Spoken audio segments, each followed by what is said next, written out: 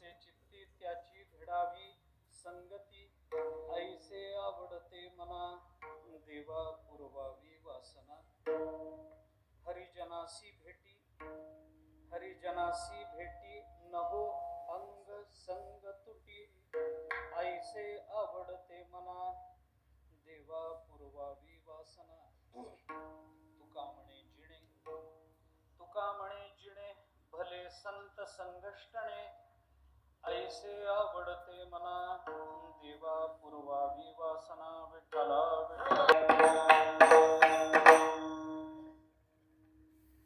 देव वसे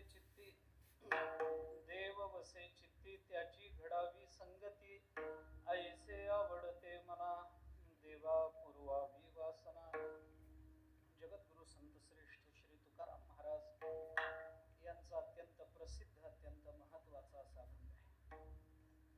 या अभंगामधून तुकोबाराय भगवंताच्या चरणाजवळ आपल्या अंतःकरणातलं काही विशेष असं मागणं मागतात। ऐसे आवडते मला देवा पुरवावी वासना। आपल्या अंतःकरणातलं काही विशेष मागणं तुकोबाराय या अभंगामध्ये मांडतात। परमात्म्याच्या चरणाजवळ ते मागणं मागतात। त्याचा विचार माझ्या मर्यादित वेळेत मर्यादित बुद्धीनं जेवढा करता येईल तेवढा करण्याचा मी प्रयत्न करतो। चालू असणारा हा महोत्सव भगवंताचे प्रेम भांडारी संत श्रेष्ठ श्री नामदेवरायांच्या मूर्ती प्राणप्रतिष्ठेच्या आणि कलशारोहणाच्या निमित्तानं चालू आहे। नरसी हे आपण नामदेवरायांचं गाव मानतो। चरित्रामध्ये काय वाद आहेत मला त्या वादात पडायचं कारण नाही, परंतु मला माझ्या मराठवाड्याचा अभिनिवेश आहे। विठ्ठला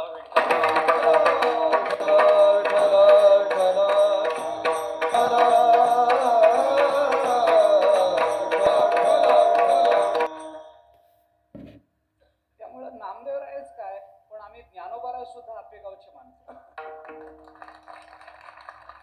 नामदेवराय तर इथले आहेच आहेत, आपण मानतोच मानतो। वाद घालणाऱ्यांनी वाद घालावा आणि त्या वादाच्या निमित्तानं आपली विद्वत्ताही सादर करावी त्याच्याबद्दल आमचं काही म्हणणं नाही। परंतु आमची जी भावना आहे ती भावना ही याच संबंधाने आहे। संत चरित्रामध्ये आणि मराठी सारस्वतामध्ये मी केवळ संत वाङ्मयापुरतं नामदेवरायांना सीमित करू इच्छित नाही।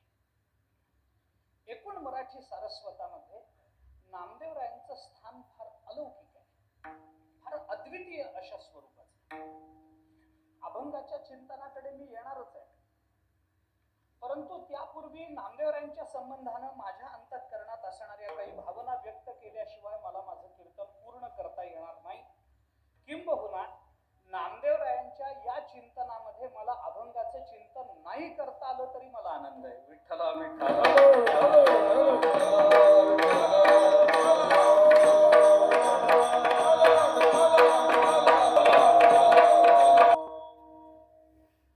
नामदेवरायांचं स्थान आपल्या या संत वाङ्मयामध्ये मराठी सारस्वतामध्ये आणि एकूणच संत चरित्रामध्ये फार अलौकिक आहे।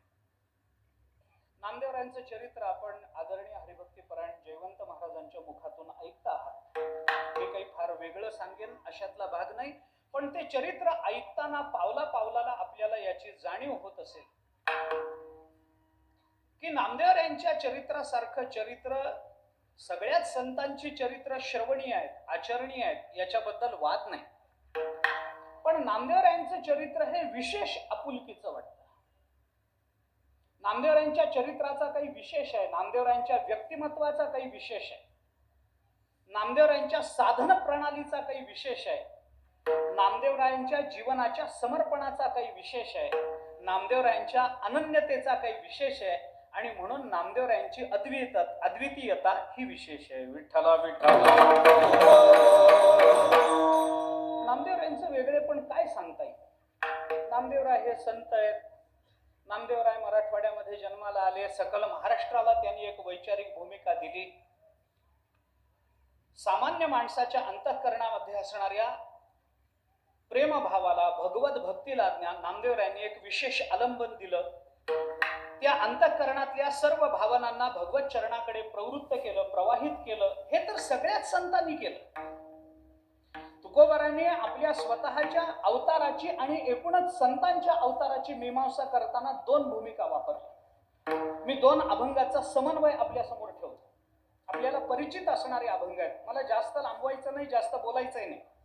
पण आम्ही वैकुंठवासी आलो याची कारणाशी बोलिले जे ऋषी, हे जसं तुकोबारायांच्या अवताराची मीमांसा तुकोबारायांनी स्वतःनी केली, ती फक्त तुकोबारायांची नाही, या महाराष्ट्रामध्ये या जगतातल्या सकल संतांची ती भूमिका. कशा करता आम्ही अवताराला आलो? तुकोबाराय म्हणतात, मला इथं पाठवलं गेलं, तुका म्हणे मज धाडिले निरोपा. मार्ग हा सोपा सुखरूप, मार्ग सोपा आणि सुखरूप करण्याकरता मला इथं पाठवलं. पण मार्ग सोपा आणि सुखरूप तुम्ही कोणता केला? काय एवढं केलं तुम्ही? कोणता मार्ग सोपा केला, कोणता सुखरूप केला? तुकोबाराय म्हणतात, आम्ही इथं आलो मोडोनिया वाटा, सूक्ष्म दुस्तर केला राज्यभार चाले आहे.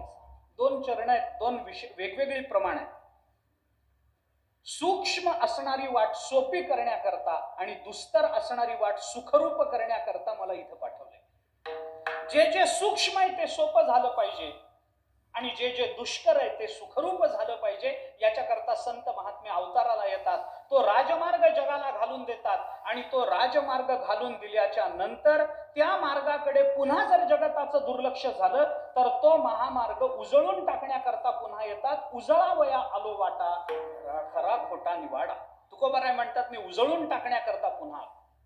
मला लांबवण्याचं कारण नाही, मला थोडंसं नामदेवरायांकडे यायचंय. मला फक्त परंपरा आपली सांगायची.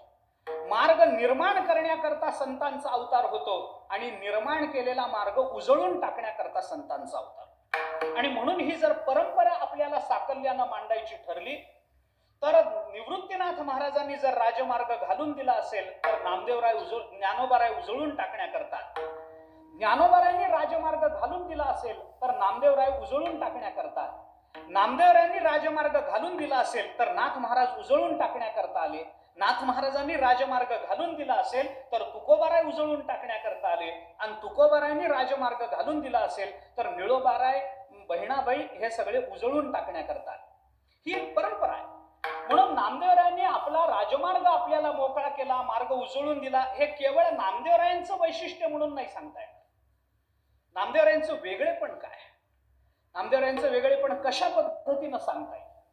एक 2-3 अंगानं फक्त उल्लेख करतो आणि अभंगाकडे प्रवृत्त होतो की एक 5-10 मिनिटांमध्ये. नामदेवरायांचं वेगळेपण काय मी आपल्याला सांगतो. थोडा सामान्य विचार आहे, काही फार सखोल मांडत नाही, परंतु नामदेवरायांचं मोठेपण आपल्याला ज्ञात असलं तरी त्या मोठेपणाचा आवाम काय, त्याची व्यापकता नेमकी किती आहे हे आपल्याला कळलं पाहिजे. ऐका, नामदेवरायांचं मोठेपण याच्यात आहे महाराज. नामदेवराय ज्या काळामध्ये या महाराष्ट्रामध्ये अवताराला आले तो काळ आपण आठवा, तो काळ आपण विचारात घ्या. त्या काळामध्ये कोण कोण होते या महाराष्ट्रामध्ये याचा विचार करा.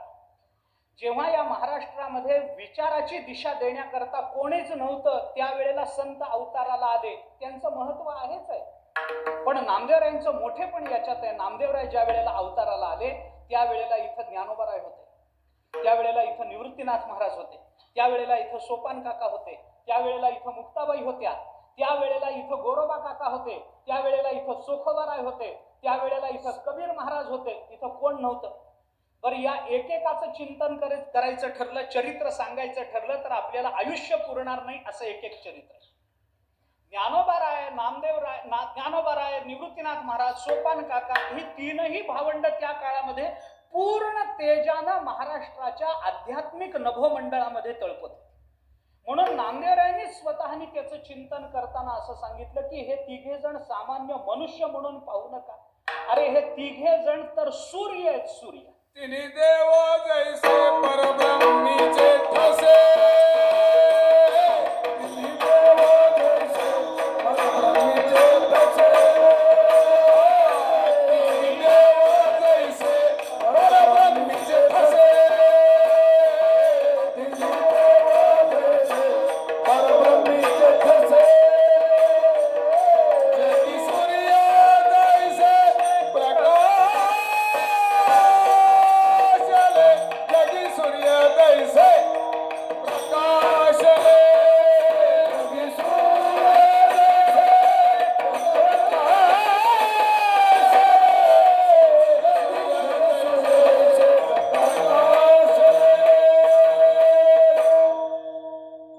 नामदेवरायांचंच केलेलं वर्णन आहे.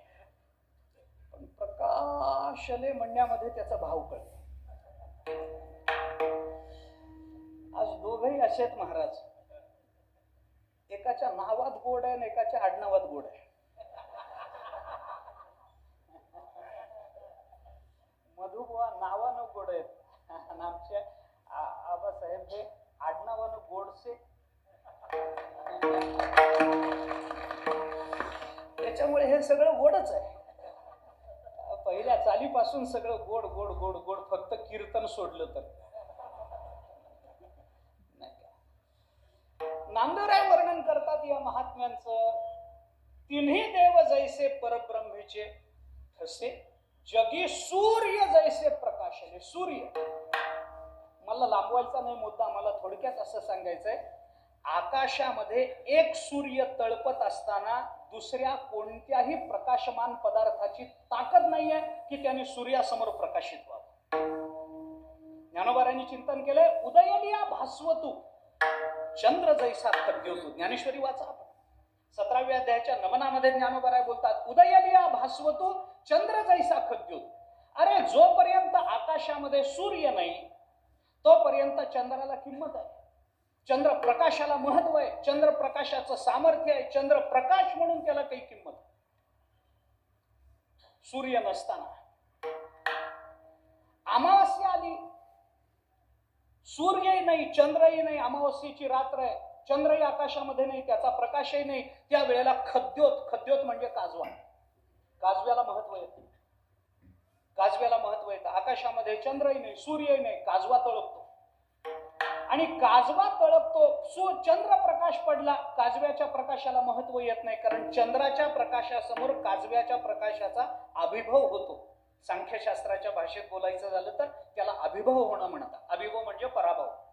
अतिदुरात सामिप्यात इंद्रिय घातात मनो अनवस्थानात सौक्ष्म्यात व्यवधानात अभिभवात समानाभिहाराच्य. सांख्यकारिका पाहून घ्या. या म्हणजे ही कारिका आहे, त्याच्या संदर्भात मला तो विषय सांगायचाच नाही. अभिभव होतो. चंद्राच्या प्रकाशासमोर काजव्याचा प्रकाश दिसत नाही. चंद्राला वाटतं काय सामर्थ्य आपलं, काजव्याच्या प्रकाशाला तळपू दिलं नाही. पण हा विचार करता करता आकाशात सूर्य येतो आणि मग चंद्र काय म्हणत, मी ज्याला तळपू दिलत नाही त्याच्या सकट मी आता तळपत नाही. एक सूर्य जर आकाशामध्ये तळपत असला तर बाकीच्या कोणत्याही प्रकाशमान पदार्थाचं सामर्थ्य नाही की त्यांनी सूर्यप्रकाशासमोर आपला प्रकाश दाखवावा.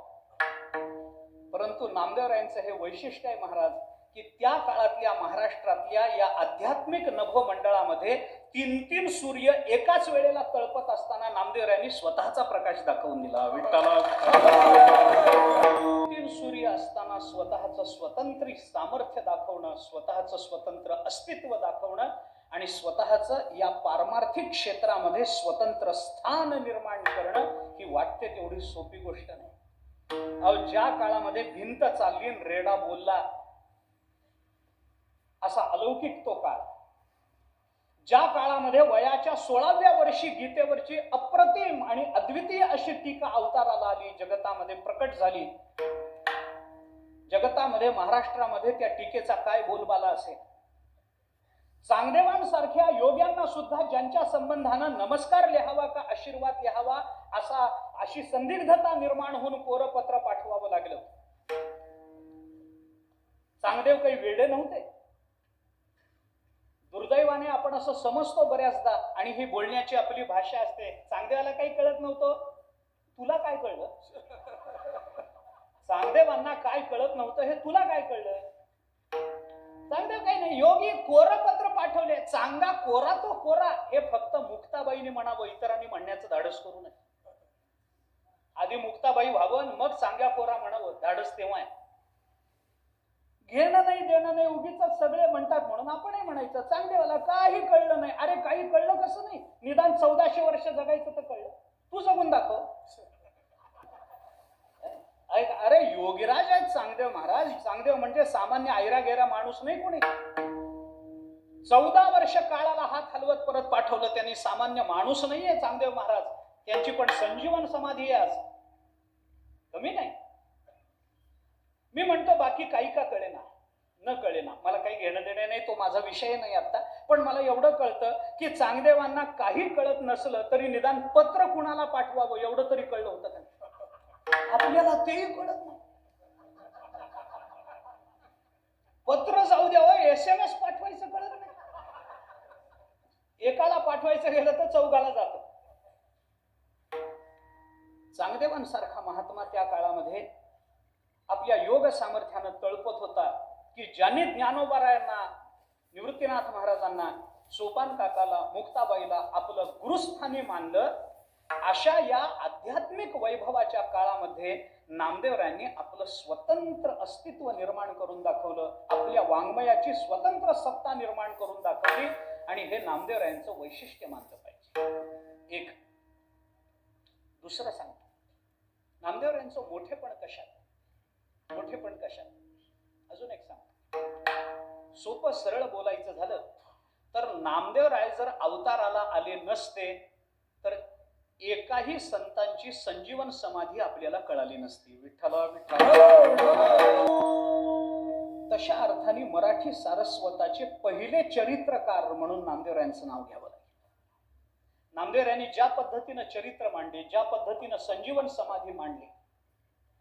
ज्ञानोबारायांनी ज्या काळामध्ये संजीवन समाधी घेतली, मी थोडस वेगळं बोलतो, माझ्या प्रवाहाला सोडून बोलतो, माझ्या विचार प्रवाहाला सोडून बोलतो थोडस. ज्ञानोबारायांनी ज्या काळामध्ये संजीवन समाधी घेतली त्यावेळेला निवृत्तीनाथ महाराजांची, भगवंताची, आईसाहेबांची, सोपान काकांची, मुक्ताबाईची, तिथं जमलेल्या अन्य संत मांदियाळीची काय अवस्था झाली होती हे त्या काळामध्ये जे उपस्थित होते त्यांनाच माहिती. निवृत्तीनाथ महाराजांना काय गलबलून आलं असेल, काय वाटलं असेल. आपला धाकटा भाऊ, ज्याला आपण हे ब्रह्मदर्शन घडवलं, आपलं नाव घेतल्याशिवाय जो वाङ्मय निर्मिती करत नाही, ज्याच्या दिवसाचा प्रारंभ होत नाही, आपल्यावर नितांत प्रेम करणारे, एवढंच नव्हे तर फेडिता बंधनाचा ठाव तू जगतबंधू ऐसा भाऊ असं म्हणून ज्यांनी आपली स्तुती करावी, तो आपला ज्ञानोबा आज समाधी घेतो. निवृत्तीनाथ महाराजांना काय वाटलं असेल या आपण शब्दातून नाही सांगताय, पण मी थोडं वेगळं बोलतो. आज जर निवृत्तीनाथ महाराज असते आज, आणि त्यांनी नामदेवरायांनी लिहिलेले समाधीचे अभंग जर आज वाचले असते तरी त्यांना तेच वाटलं असतं ते ज्या दिवशी ज्ञानोबाराय प्रत्यक्ष समाधी घेताना निवृत्तीनाथ महाराजांना वाटत. वेगळं बोलतो, ज्ञानोबारायांची समाधी संजीवन समाधीच आहे, याच्याबद्दल वादच नाही. समाधीला आपण संजीवन शब्द जोडतोच आहोत, याच्याबद्दल वाद नाही. पण मराठी भाषेच्या अनुषंगानं जर बोलायचं झालं तर नामदेवरायांनी आजही ज्ञानोबारायांची संजीवन समाधी जिवंत केली. विठ्ठला विठ्ठला. नामदेवरायांचे उपकार आहेत आपल्यावर, नाही तर संत आपल्याला कळाले नसते. तिसरा नामदेवरायांचा विशेष सांगतो आणि हे आवर्त घेतो, प्रस्तावना आवर्ती घेतो, अभंगाकडे येतो. नामदेवरायांचा विशेष असा आहे महाराज, ज्ञानोबारायांनी संत महात्म्यांनी त्या काळामध्ये आपलं चरित्र निर्माण केलं. हे संतांचं चरित्र काय किंवा देवाचं चरित्र काय हे दोन पद्धतीचं असतं. उज्ज्वल नीलमणीमध्ये भक्तिशास्त्राच्या भूमिकेतून भगवंताच्या आणि संतांच्या चरित्राचे दोन विभाग केले. अनुभवश्च लीलाचेत उच्चते चरितम द्विधा.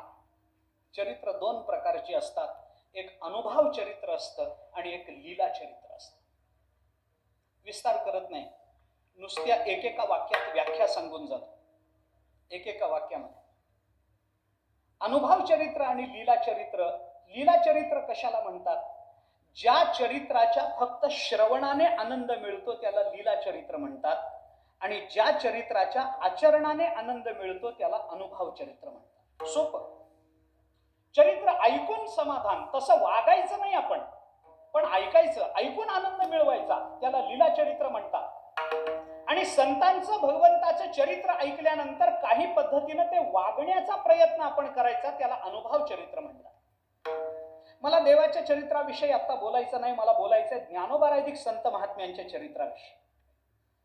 संतांच्या चरित्रामध्ये लीला नसते काय? असते ना, भिंत चालली, लीला चरित्र आहे. हे ऐकूनच आनंद मिळवायचा.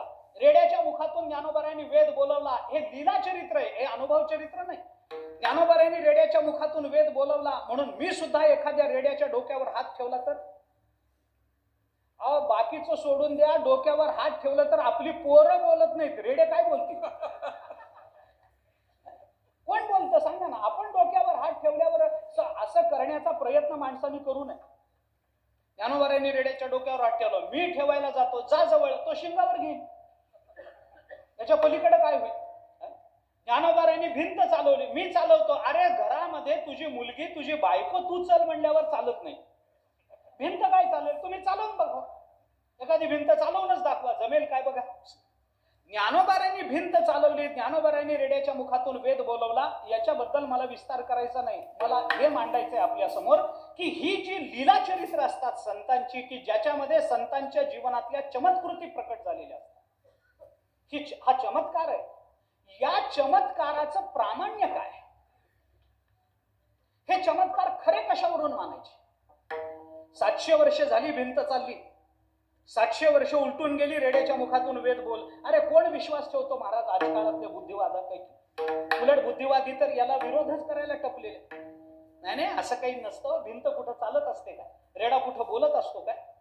याला विरोध करणारेच लोक आहेत आज महाराष्ट्रामध्ये. आपण थोडेसे शिकलो की काय असतं, संत वाङ्मयाला, संत परंपरेला आणि चालत आलेल्या धर्माला विरोध केला की आपली प्रसिद्धी होते, हे लोकांना कळालं. मला त्याबद्दल बोलायचं नाही. हे बुद्धिवादीच आहेत शेवटी. आणि बुद्धिवादी म्हणजे कोण आहेत? माझ्या दृष्टीने मी बुद्धिवादाची व्याख्या वेगळी करतो. काय बुद्धी प्रामाण्यवादी त्याला बुद्धिवादी म्हणतात, हे जगतामध्ये प्रसरित असेल, पण मी माझ्या दृष्टीने बुद्धिवादाची व्याख्या वेगळी कर. बुद्धिवादी कुणाला म्हणावं? ज्याच्या बुद्धीबद्दल वाद आहेत त्याला मी बुद्धिवादी म्हणतो. ज्ञानोबारांचे अरे याला विरोधच आहे, भिंत चालली याला विरोध आहे. एकाने मला विचारलं, महाराज भिंत चालली, आले होते सहज भेटायला, मुलगा होता, बायको होती, आई वडील होते. आई वडिलांची इच्छा पंढरपूरला जाऊ, पंढरपूरला जाऊ. म्हाताऱ्या आई वडिलांना घेऊन आला मुलगा, त्याचा मुलगा बरोबर, बायको बरोबर. त्याला काही ते फार पटत नव्हतं, पण आई वडिलांचा आग्रह, आले, बस. आई वडील भाविक होते बिचारे, तेही बसले. सहज बोलणं सुरू झालं. त्या मुलाने मला विचारलं, महाराज तुम्हाला प्रश्न विचारू? म्हटलं विचार, मला येत असेल तर देईन उत्तर. तो म्हणला, भिंत चालली याच्यावर विश्वास ठेवायचा का नाही? भिंत चालली याच्यावर विश्वास ठेवायचा का नाही? मी त्याच्या मुलाकडे बोट केलं, म्हटलं हा मुलगा? तो म्हणला हो माझाच. मी म्हटलं हा मुलगा जेवढा तुमचा आहे, याच्यावर तुमचा विश्वास आहे, तेवढाच विश्वास त्याच्यावर ठेवायचा. भिंत चालली, भिंत चालली याच्यावर विश्वास कसा ठेवायचा? हा मुलगा तुमचा आहे, विश्वास कसा ठेवायचा? ही बायको तुमचीच आहे, विश्वास कसा ठेवायचा? कसा ठेवायचा? जेवढा आणि जसा विश्वास त्याच्यावर ठेवायचा तसाच विश्वास रेड्यामुखी वेद प्रकट झाला याच्यावर ठेवायचा. विद्वानांनी पुष्कळ त्याच्यावर चिंतन केली. नंतरच्या काळामध्ये आपल्या काय नावं सांगत नाही मी, कीर्तनामध्ये नावं घेण्याचं काही कारण नाही. आहेत अजून, ते गेले की सांगतो नावं घेऊन. आहेत अजून ते लोक, सोडून द्या, नावं घेत नाही त्यांची. परंतु हे स्पष्ट बोलणं होतं. रेडा बोलला नाही, रेड्यासारख्या मंद बुद्धीचा माणूस बोलला. विद्वानांनी अर्थ लावले की नाही त्याचे? अहो एकाने तर त्याच्या पुढे जाऊन सांगितलं, तो म्हणला विद्वान म्हणवला गेल्यानंतर त्यांनी असं सांगितलं, रेड्याच्या मुखातून ज्ञानोबारायांनी वेद बोलवला म्हणजे रेड्यासारख्या मंद बुद्धीच्या नाही, रेडे आडनावाचा माणूस असेल. काय तर्क आहे? रेडे आडनावाचा माणूस असेल. आता मंद बुद्धीच्या मुखातून वेद बोलवला हे जर म्हणायचं असेल तर मंद बुद्धी फक्त रेडाच आहे का? गाढवही मंद बुद्धी आहे की नाही? मेंढाही मंद बुद्धी आहे की नाही? अहो कोणत्याही जातीतला नर काढा की तो साधारण मंद बुद्धीच असतो. दुसरीकडे जाता कशाला? रेडा मंद बुद्धीच आहे, गाढव मंद बुद्धीच आहे, मेंढा मंद बुद्धीच आहे. हे मंद बुद्धी नाहीत का? हे सगळे मंद बुद्धी आहेत. मग नंतर एका तरी संतांनी रेड्याच्या ऐवजी गाढव ठेवायचं ना. मंद बुद्धीला मंद बुद्धी काय बिघडलं असतं? ज्या अर्थी सगळे संत रेडा म्हणतात त्या अर्थी रेड्याच्याच मुखातून, रेड्यासारख्या मंद बुद्धीच्या माणसाच्या मुखातून नाही. रेडा म्हणजे रेडाच म्हशीचा नवरा. ऐशी पुत्र मुखी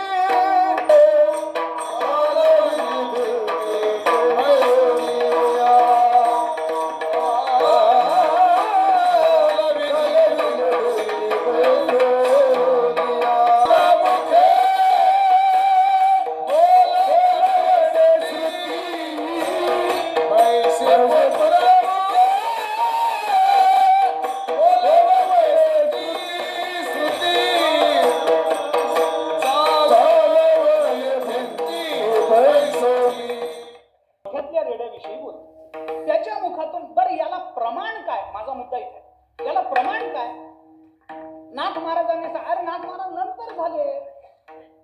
नंतर झाले चालविली जड भिंती हरली सांग याची भ्रांती, नंतर बोलता तुम्ही. नामदेवरायांचं महत्व याच्यामध्ये महाराज की ज्ञानोबारायांच्या आणि तत्कालीन सर्व संतांच्या जीवनचरित्रामध्ये जे लीला चरित्र निर्माण झालं त्या लीला चरित्राचं प्रामाण्य म्हणजे नामदेवराय. नामदेवरायांचं महत्व याच्यामध्ये कारण का, दोन गोष्टी. चमत्कृतीचं प्रामाण्य कसं ठरवायचं असतं याला शास्त्राधार काय. कोणत्याही आपल्या वेदांतामध्ये चिंतन करताना प्रामाण्याच्या भूमिका आपण काय मांडतो. प्रमाणत्व कशाला द्यायचं. प्रत्यक्ष प्रमाण, अनुमान प्रमाण, शब्द प्रमाण, अर्थापत्ती प्रमाण, अनुपलब्धी प्रमाण, याला प्रामाण्य येतं कसं. मी सांगत नाही तो सगळा विस्तार, मला वेदांतात जास्त अडकायचंही नाही, मला ते येतही नाही.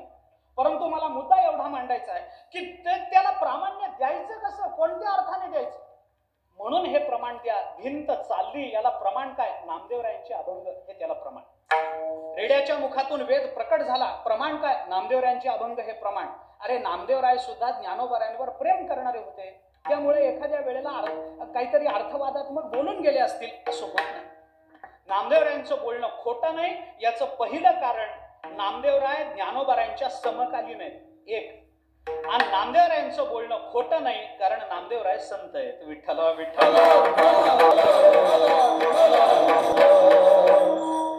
नामदेवरायांनी भिंत चालवली म्हणून ज्ञानोबारायांनी भिंत चालवली म्हणून ज्ञानोबाराय मोठे झाले असं मला म्हणायचं नाही, किंवा रेड्याच्या मुखातून वेद प्रकट केले म्हणून ज्ञानोबाराय मोठे झाले असंही मला म्हणायचं नाही. त्याच्यानं ज्ञानोबारायांची महती कळते असंही मला म्हणायचं नाही. पण जगतामध्ये एवढ्याच कारणानं संतांना मानणारा एक वर्ग आहे, आणि या कारणाने का असे ना पण तो संत चरणाकडे प्रवृत्त झाला पाहिजे एवढी गोष्ट खरी. असं ना तसं तुम्ही तिथं जा बाबा, बाकी काही करा न करा, काय वाटेल ते करा. तुम्ही चमत्कृतीतून जा, तुम्ही बुद्धी पुरस्सर जा, तुम्ही अज्ञानानं तिथं जा, अथवा काही नाही काही सापडलं नाही म्हणून इथं आलो म्हणून या, पण परमार्थात या. वैकुंठवासी गुरुवर्य रंगनाथ गुरुजी म्हणत असत, गुरुजींचं वाक्य सांगतो.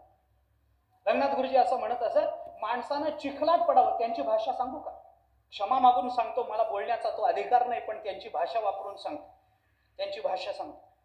गुरुजी असं म्हणत असत, माणसाने चिखलात लोळावं, गुवात पडावं, पण परमार्थ करावा. विठ्ठल.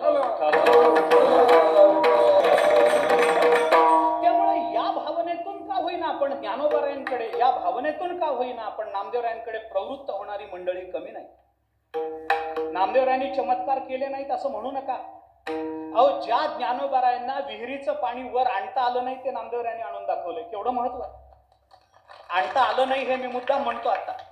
नाही निंदा निंद्यम निंदितुम प्रवर्तते किंतु स्तौतुम विधेयम असा एक न्याय संस्कृत, एक न्याय येतो. कुणाची तरी निंदा करायची म्हणून मी ज्ञानोबारायांना उणं दाखवत नाहीये, नामदेवरायांची स्तुती करायची म्हणून मला ते बोलावं लागतं. स्तौतुम विधेयाची स्तुती करण्याकरता ते बोलावं लागतं, एवढाच त्याचा अर्थ आहे. असो, नामदेवरायांची अशी किती विशेष आपल्याला सांगता येते, किती विशेष. किंबहुना आपल्याला म्हणायचं झालं तर असंही म्हणू की नामदेवरायांची कीर्ती जगतामध्ये सर्वत्र पसरावी याचसाठी ज्ञानोबारायांनी स्वतः ते पाणी वर आणलं नाही, स्वतः पाणी पिऊन आले, पण नामदेवरायांना मात्र सांगितलं की हे पाणी तुम्ही वर आणा. मग नामदेवरायांनी आपल्या भक्तीच्या भूमिकेतून जोरावरती ते पाणी वर आणलं. काय असतील त्या संतांच्या मनोभूमिका त्यांना माहिती, मी अधिक त्या संबंधामध्ये बोलणार नाही. नामदेवरायांचे असे अनेक विशेष आहेत. त्या नामदेवरायांचं मंदिर आज आपण कष्टानं उभं केलंय, मोठ्या प्रेम भावनेने उभं केलेलं. नामदेवरायांच्या जीवनाचा विशेष म्हणजे प्रेम, म्हणून त्यांना भगवंताचे प्रेम भांडारी असं म्हणतात. भांडार या शब्दाचा अर्थ आहे निधी, भांडार, गोदाम म्हणतो ना आपण, गोदाम. तसं नामदेवराय हे प्रेमाचं भांडार आहे, भांडार. बस प्रेमाशिवाय नामदेवराय दुसरं काही बोलत नाही. मी आपल्याला अशी कित्येक अभंग सांगेन, परंतु आता मला वेळ, पण जाता जाता एक अभंग नामदेवरायांचा सांगून जातो की नामदेवरायांची प्रेमाकडे बघण्याची भूमिका काय. नामदेवरायांनी एक अभंगामध्ये देवाचं वर्णन करताना असं म्हटलंय, वेदासी कानडा श्रुतीशी कानडा विठ्ठल उघडा पंढरी, नाम बरवे रूप बरवे दर्शन बरवे कानडियाचे, नामा म्हणे तुझे अवघेची बरवे त्याहुनी बरवे प्रेम तुझे. विठ्ठल विठ्ठल. ते मंदिर आपण मोठ्या वैभवानं इथं उभं केलंय. आता मराठवाड्याची मराठवाड्याची ओळख म्हणून या मंदिराचं नाव इतिहासामध्ये अजरामर होईल याच्याबद्दल माझ्या तरी वैयक्तिक मनामध्ये कोणताही संदेह नाही. कालांतरानं लोक येतील, विचारतील का हो या मराठवाड्यात पाहण्यासारखं काय, तर आपण काहीतरी सांगू. वेरूळची लेणी आहेत, अजिंठ्याला जाऊन या, पवनचक्की पाहून या, बिबिका मकबरा पाहून या, दौलताबादचा किल्ला पाहून या, नाथ महाराजांच्या दर्शनाला जाऊन या. तसं आता आपण हेही म्हणू की नरसीला जा आणि नामदेवरायांचं मंदिर पाहून या. हे आमच्या मराठवाड्याचं वैभव आणि अभिमानानं सांगावं असं मंदिर आज आपण सर्वांनी उभं केलं. साहेबांना विशेष धन्यवाद देतो की आपल्या पुढाकारानं हे मंदिर एवढ्या वैभवाला प्राप्त होत झालं. हे वैभव आपलं असंच वाढत राहावं, म्हणजे मंदिराचं असंच वाढत राहील अशी नामदेवरायांच्या चरणी प्रार्थना करतो. अजून काय त्या संबंधामध्ये बोलण्याकरता माझ्याकडे शब्द नाहीत. नामदेवरायांचं चरित्र अलौकिक आहे आणि आपल्याही सर्वांना धन्यवाद देतो. मगाशी मला येताना सांगितलं की बाकीचं सोडून द्या, मोठी माणसं उभी राहिली काम मोठं होतं, याच्याबद्दल काहीच मतभिन्नता नाही किंवा संदेहही नसतो. पण त्यावेळेला आश्चर्य जास्त वाटतं की आपल्यासारख्या मराठवाड्यातल्या तशा अर्थानं पाण्याच्या बाबतीत दुर्लक्षित राहिलेल्या भागाला, जरी येलदरी जवळ असली तरी थोडंसं नाही म्हटलं तरी मराठवाडा आपला पाण्याच्या बाबतीत उपाशीच असतो, तहानेलाच असतो, नाही का? आपलं पाणी कोण कोण पळवून नेतं काय सांगा. आपल्यालाच फक्त मिळत नाही, कुठं कुठं जातं, पश्चिम महाराष्ट्रात जाईल, तिकडं जाईल, इकडं जाईल, काय. परंतु आपण तसे तहानेले राहतो. आणि त्यातही यंदा पावसानं दिलेली ओढ ही डोळ्यात पाणी आणणारी आहे, पाणी आणणारी म्हणजे पाणी दिसलं तर डोळ्यातच दिसल अशी परिस्थिती. इतकी वाईट परिस्थिती आपल्या शेतकरी बांधवांची, नाही का? पण अशा अवस्थेमध्ये सुद्धा, अशा बिकट अवस्थेमध्ये सुद्धा आपल्या सर्व समाजातून या मंदिराकरता 5.5 कोटी रुपये जमा झाले. मी आपल्या सगळ्यांच्या चरणी साष्टांग नमस्कार करतो. इतकी अवस्था बिकट असताना केवळ नामदेवरायांकरता तुम्ही जर आपल्या जीवाचा तुकडा काढून देत असाल तर तुम्ही दंडवताला पात्र आहात. विठ्ठला विठ्ठला. जगद्गुरु तुकोबाराय या अभंगामध्ये भगवंताच्या चरणाजवळ मागणं मागतात. देवा आमची मागणी एवढी आहे तेवढी आम्हाला द्या. ऐसे आवडते मना देवा पुरवावी वासना अभंगाकडे प्रवृत्त होतो. तुकोबाराय प्रस्तुत अभंगामधून भगवंताच्या चरणाजवळ आपल्या अंतःकरणातलं विशेष असं काही मागणं मागतात. परंतु हे मागणं विचारात घेण्याच्या पूर्वी हे मागणं तुकोबारायांना का मागावं वाटलं याची एक पार्श्वभूमी लक्षात येणं फार महत्वाचं आहे.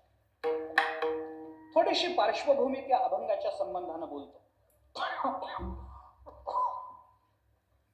तुकोबाराय हे पंढरीचे वारकरी आहेत. प्रति महिन्याला तुकोबाराय पंढरपूरला जात असत. असंच तुकोबाराय पंढरपूरला वारीला आले. आषाढी वारीला देहूपासून, आळंदीपासून चालत चालत चालत चालत तुकोबाराय पंढरपूरला आले. चंद्रभागे स्नान झालं, विधितो हरिकथा म्हणून कीर्तन झालं, प्रदक्षिणा पूर्ण झाली आणि आता भगवंताचं दर्शन घ्यावं म्हणून तुकोबाराय मंदिरामध्ये आले. बारीमध्ये उभे राहिले आणि तुकोबारायांच्या मनामध्ये विचार आला, काय आपण भाग्यवान आहोत. साक्षात परमात्मा जिथं प्रकट झाला त्या परमात्म्याचं दर्शन आपल्याला घेता येतं. किती भाग्यवान, किती भाग्यवान. भगवंताचं चिंतन करत करत करत बारीतून पुढं जात जात जात तुकोबाराय गाभाऱ्यामध्ये प्रकट झाले. गाभाऱ्यामध्ये तुकोबारायांनी भगवंताची मूर्ती पाहिली. तुकोबारायांना अतिशय आनंद झाला. तुकोबारायांनी हात जोडले, देवाला मनोभावे नमस्कार केला. तुकोबाराय मनातल्या मनात म्हणाले, काय माझं भाग्य आहे, कृतकृत्य झालो, इच्छा केली ते पावलं. अरे ज्याच्या दर्शनाकरता आपण जन्म घेतला, ज्याच्या दर्शनामध्ये आपल्या जन्माची इति कर्तव्यता, असा त्या पांडुरंगाचं दर्शन आज आपल्याला होत आहे. अहो भाग्यम, अहो भाग्यम असं म्हणून तुकोबाराय हळूहळू हळू सरकत सरकत सरकत सरकत भगवंताच्या समोर येऊन उभे राहिले. भगवंताच्या चरणावर तुकोबारायांनी मस्तक ठेवलं आणि तुकाराम महाराजांना वाटलं, बस बस बस, आता जीवनामध्ये मिळवण्यासारखं काही राहिलं नाही, बस तृप्त आहे मी, आता काही मिळवण्यासारखं नाही. आत्मानं चेत द्विजानीयात अयमस्मीति पुरुषा किमर्थं कस्य कामाय शरीरमनुसंज्वरे. तुकोबारायांच्या मनामध्ये भाव दाटून आला, बस तुका म्हणे जन्मा आल्याचे सार्थक, विठ्ठलची एक देखील, बस बस बस, जीवन धन्य झालं. तुकोबारायांनी भगवंताच्या चरणावर मस्तक टेकवलं. तुकोबारायांना अत्यंत आनंद झाला. आनंदानं तुकोबारायांचे डोळे आनंदानं व्हायला लागले. डोळ्यातून पाणी गळा गळा गळा तुकोबारायांच्या सुरू झालं. तुकोबाराय भगवंताकडे बघतात. अत्यंत आनंदानं डोळ्यातून पाणी येतं.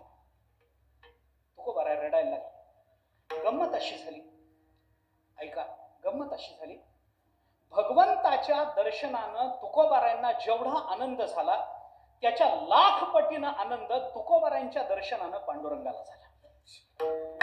पांडुरंगाला अलौकिक वाटलं. अरे सकाळपासून इतके जण येऊन गेले पण असा भेटला नव्हता. भगवंतालाही आनंद वाटला, तुकोबारायांच्या दर्शनानं देवालाही आनंद वाटला. एक वाक्य बोलू का? जरा स्पष्ट बोलतो, क्षमा मागून बोलतो.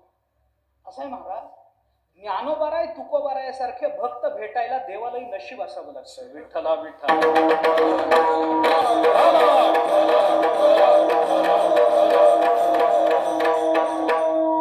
देवाला आनंद झाला. देवही तुकोबारायांकडे बघून रडायला लागले. दोघही एकमेकांकडे बघून रडतात. कोणी कोणाशी काही बोलत नाही. मौनातून सगळं बोलणं चालू. आणि अशी ही मौनाची मिठी भगवंतानं तोडली आणि भगवान तुकोबारायांना म्हणाले, तुकोबाराय, तुम्ही दर्शनाला आलात, मला फार आनंद वाटला, खूप आनंद वाटला. आनंदानं माझं मन भरून आलं. तुमच्यासारख्याचं दर्शन झालं. मलाच असं वाटायला लागलं की तुका म्हणे जन्म आल्याचे सार्थक. मलाच असं वाटायला लागलं माझं जीवन धन्य झालं. अरे 28 युग या विटेवर उभं राहिलो, आज धन्यता वाटली, तुमची भेट झाली, तुमचं दर्शन, विटेवर उभं राहिल्याचं सार्थक झालं असं वाटायला लागलं. खूप आनंद झाला. भगवान म्हणाले, तुकोबाराय, मला खूप आनंद झाला, मन भरून आलं. या आनंदा प्रीत्यर्थ माझ्या मनामध्ये एक इच्छा प्रकट झाली, बोलू का? तुकोबाराय म्हणाले, बोला ना देवा, तुमची काय इच्छा आहे ते सांगा, मी पूर्ण करायला कटिबद्ध आहे. काय तुमची इच्छा आहे सांगा. भगवान म्हणाले, काही नाही तुकोबाराय, खूप तुम्ही भेटलात, खूप आनंद वाटला, मन भरून आलं. काही नाही, मनात एक इच्छा आहे की तुम्हाला काहीतरी आज द्यावं अशी माझी इच्छा आहे. काहीतरी मागा, काही मागा. तुकोबाराय म्हणाले, नको देवा, काय करायचंय, काही मागायचं नाही मला. काय मला झालं ना, तुमचं दर्शन झालं, सगळं झालं, अजून काय मागायचं असतं? नाही नाही तुकोबाराय, माझी इच्छा म्हणून काहीतरी मागा ना तुम्ही. मला तुम्हाला आज काहीतरी द्यायचंय. मला आनंद वाटला तुमच्या दर्शनानं, तुम्हाला काही देण्याची इच्छा आहे. काय देऊ बोला ना. तुकोबाराय म्हणाले, देवा खरंच मला काही नको, काही नको. तुमचं दर्शन झालं. देवाच्या दर्शनानंतर जर मनामध्ये इच्छा निर्माण झाली असेल किंवा इच्छा शिल्लक राहिली असेल, तुकोबाराय देवाला म्हणाले, देवा तुमच्या दर्शनानं जर इच्छा माझी जिवंत राहिली असेल तर एक तर तुम्ही तरी खोटेत, नाही तर इच्छा तरी खोटी. अरे देवाचं दर्शन व्हावं, मनामध्ये इच्छा राहावी. मामी विश्वेश्वर भेटे आणि जीवग्रंथी न तुटे, हे बोल नको वो खटे कानी. भगवान बोलतात अर्जुना मी भेटावा आणि तुझी जीवदशा न जावी. अरे काय बोलतोस? भगवान भेटावे तर मनात इच्छा जिवंत राहावी, असं कसं होईल? नाही देवा, काही इच्छा नाही, तृप्त आहे, काही इच्छा नाही, काही मिळवायचं राहिलं नाही, कृतकृत्य आहे, धन्योहम धन्योहम, काही मिळवायचं राहिलं नाही. काम नाही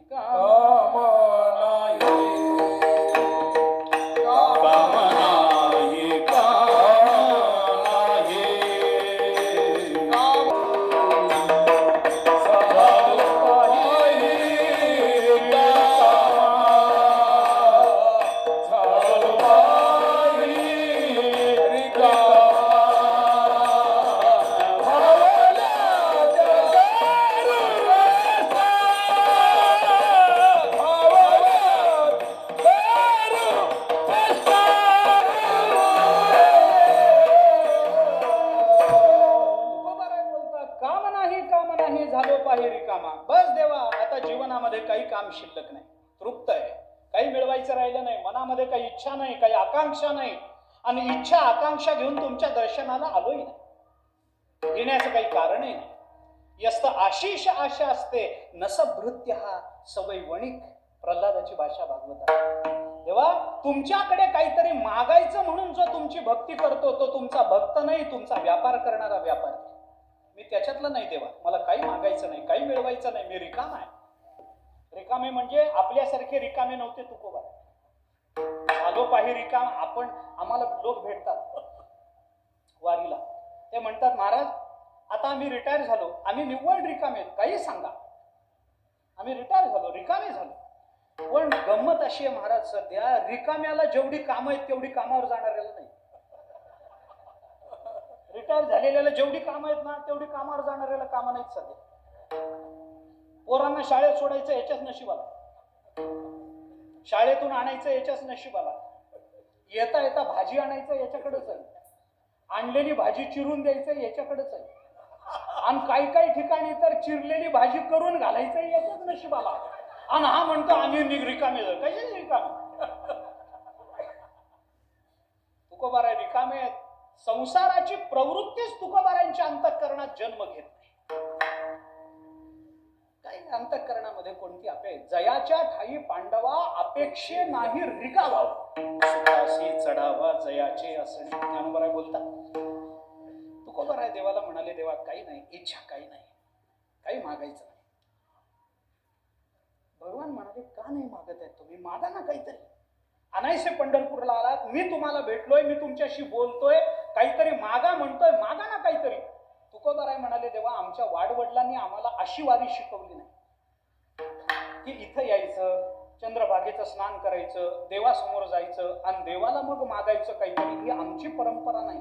काही मागणे हे आम्हा अनुचित, वडिलांची रीत जाणत असतो. काही मागणे आम्हाला अनुचित आहे, आम्ही मागायला इथे येत नाही, आमची परंपरा तशी नाही. उलट मागणं मागणाऱ्यांचा तुकोबारायांनी निषेधच केला. कशा करता मागायचं याने? भिक्षा पात्र अवलंबिणे जळोचिने लाजिरवाणे ऐसी असी नारायणे उपेक्षीचे सर्व. कशा करता मागणं मागायचं? आम्ही मागणं मागत नाही, उलट मागणं मागणारे संसारिक असतात. आम्हाला ते मागणं मागायचंच नाही, आम्हाला नकोच आहे ते. अरे संसारामधली अपेक्षा आहे ही सगळी, देवाजवळ मागायचं म्हणजे. एक वाक्य बोलू का? पुन्हा पुन्हा थोडस बोलतो, सूत्र सांगतोय. एक लक्षात ठेवा, जे प्रारब्धानं मिळतं ना त्याच्याकरता परमार्थ करायचाच नसतो. एक लक्षात ठेवा, जे प्रारब्धानं मिळतं त्याच्याकरता परमार्थ नाही महाराज. अरे आपल्याला मिळणारं धन मान अन्न हे सगळं प्रारब्धान आहे. अन्न मान धन देतो प्रारब्धाधीन, प्रारब्धाची जोडे धन, प्रारब्धाची वाडेमान हे तर प्रारब्धात आहे. देव देतो याच्यात काय आश्चर्य आहे? देईल घेईल कशात? देव देत नाही. आपल्या प्रारब्धाकरता आपल्याला परमार्थ करायचा नाही. प्रारब्धानं जे मिळत नाही त्याच्याकरता परमार्थ. ज्ञान प्रारब्धानं मिळत नाही त्याच्याकरता परमार्थ. भक्ती प्रारब्धानं मिळत नाही त्याच्याकरता परमार्थ आहे. अन्न मान धन तर प्रारब्धानं मिळतं त्याच्याकरता काय? त्याच्याकरता करायचं काही कारण नाही. जे आपल्याला इथं मिळतं त्याच्याकरता देवाकडे जा कशा. मी एकदा मुंबईला निघालो होतो, जुना का गाडी नव्हती तेव्हा, एसटीनं जात होतो.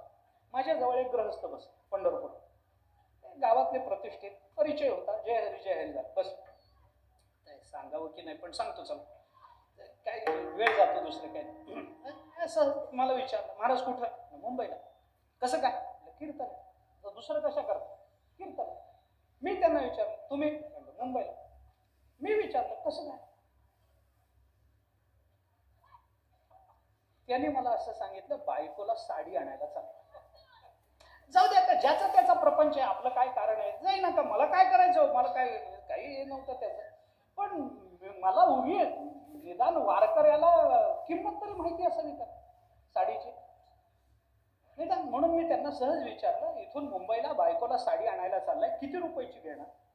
ते म्हणले हेच 35-40 रुपयाला मिळाले तर बघा. मी म्हटलं गाढवा, त्याच्याकरता पंढरपूर आहे ना, मुंबईला जायचं काय कारण आहे?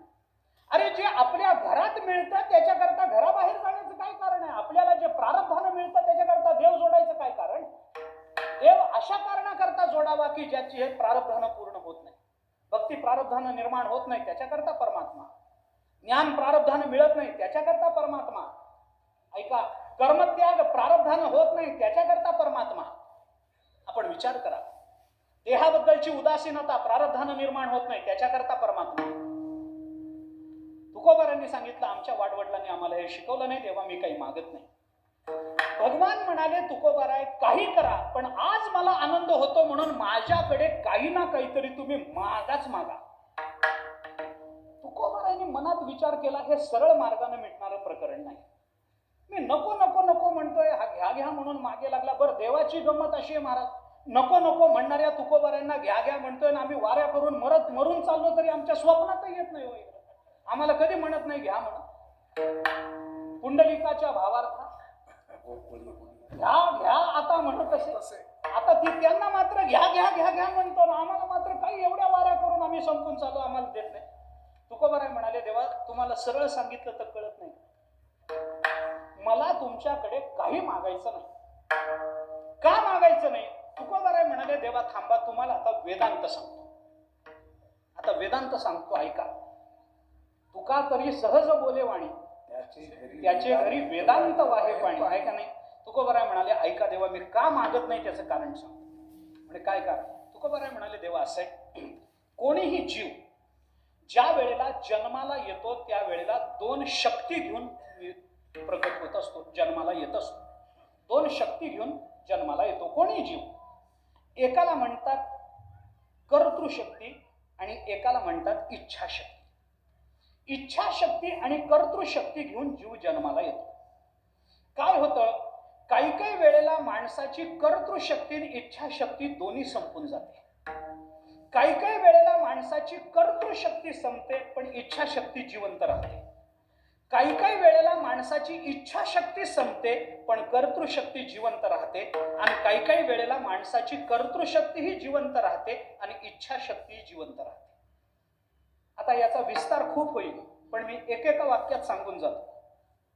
काही जणांची कर्तृशक्ती संपते, इच्छाशक्ती संपते, त्याला विदेहमुक्त म्हणतात. त्याला त्याची इच्छाही संपून गेली आणि प्रारब्धही संपून गेला, त्यामुळे देहही पडला. येण्याची शरीरे, शरीरा येणे सरे, किंबहुना येर झारे चिरापडे, या वर्गामध्ये ते मोडतात. एक वर्ग असा आहे की त्याची इच्छाशक्ती ही संपून जाते पण कर्तृशक्ती जिवंत राहते, त्याला जीवनमुक्त म्हणतात. आहे प्रारब्धानं देह राहिला म्हणून तो आहे, परंतु मनामध्ये इच्छा नाही, मनामध्ये वासना नाही, मनामध्ये काही मिळवण्याची अपेक्षा नाही. केवळ प्रारब्ध संपलं नाही म्हणून त्याचा देह टिकलाय. मुक्ताचे देह तैसे हालत असे संस्कार वशे, तया ते लोक पिसे करता म्हणे. ते हलताना दिसतात, बोलताना दिसतात, चालताना दिसतात, पण मनामध्ये कोणत्या इच्छा नसतात, आशा नसतात. गेले आशा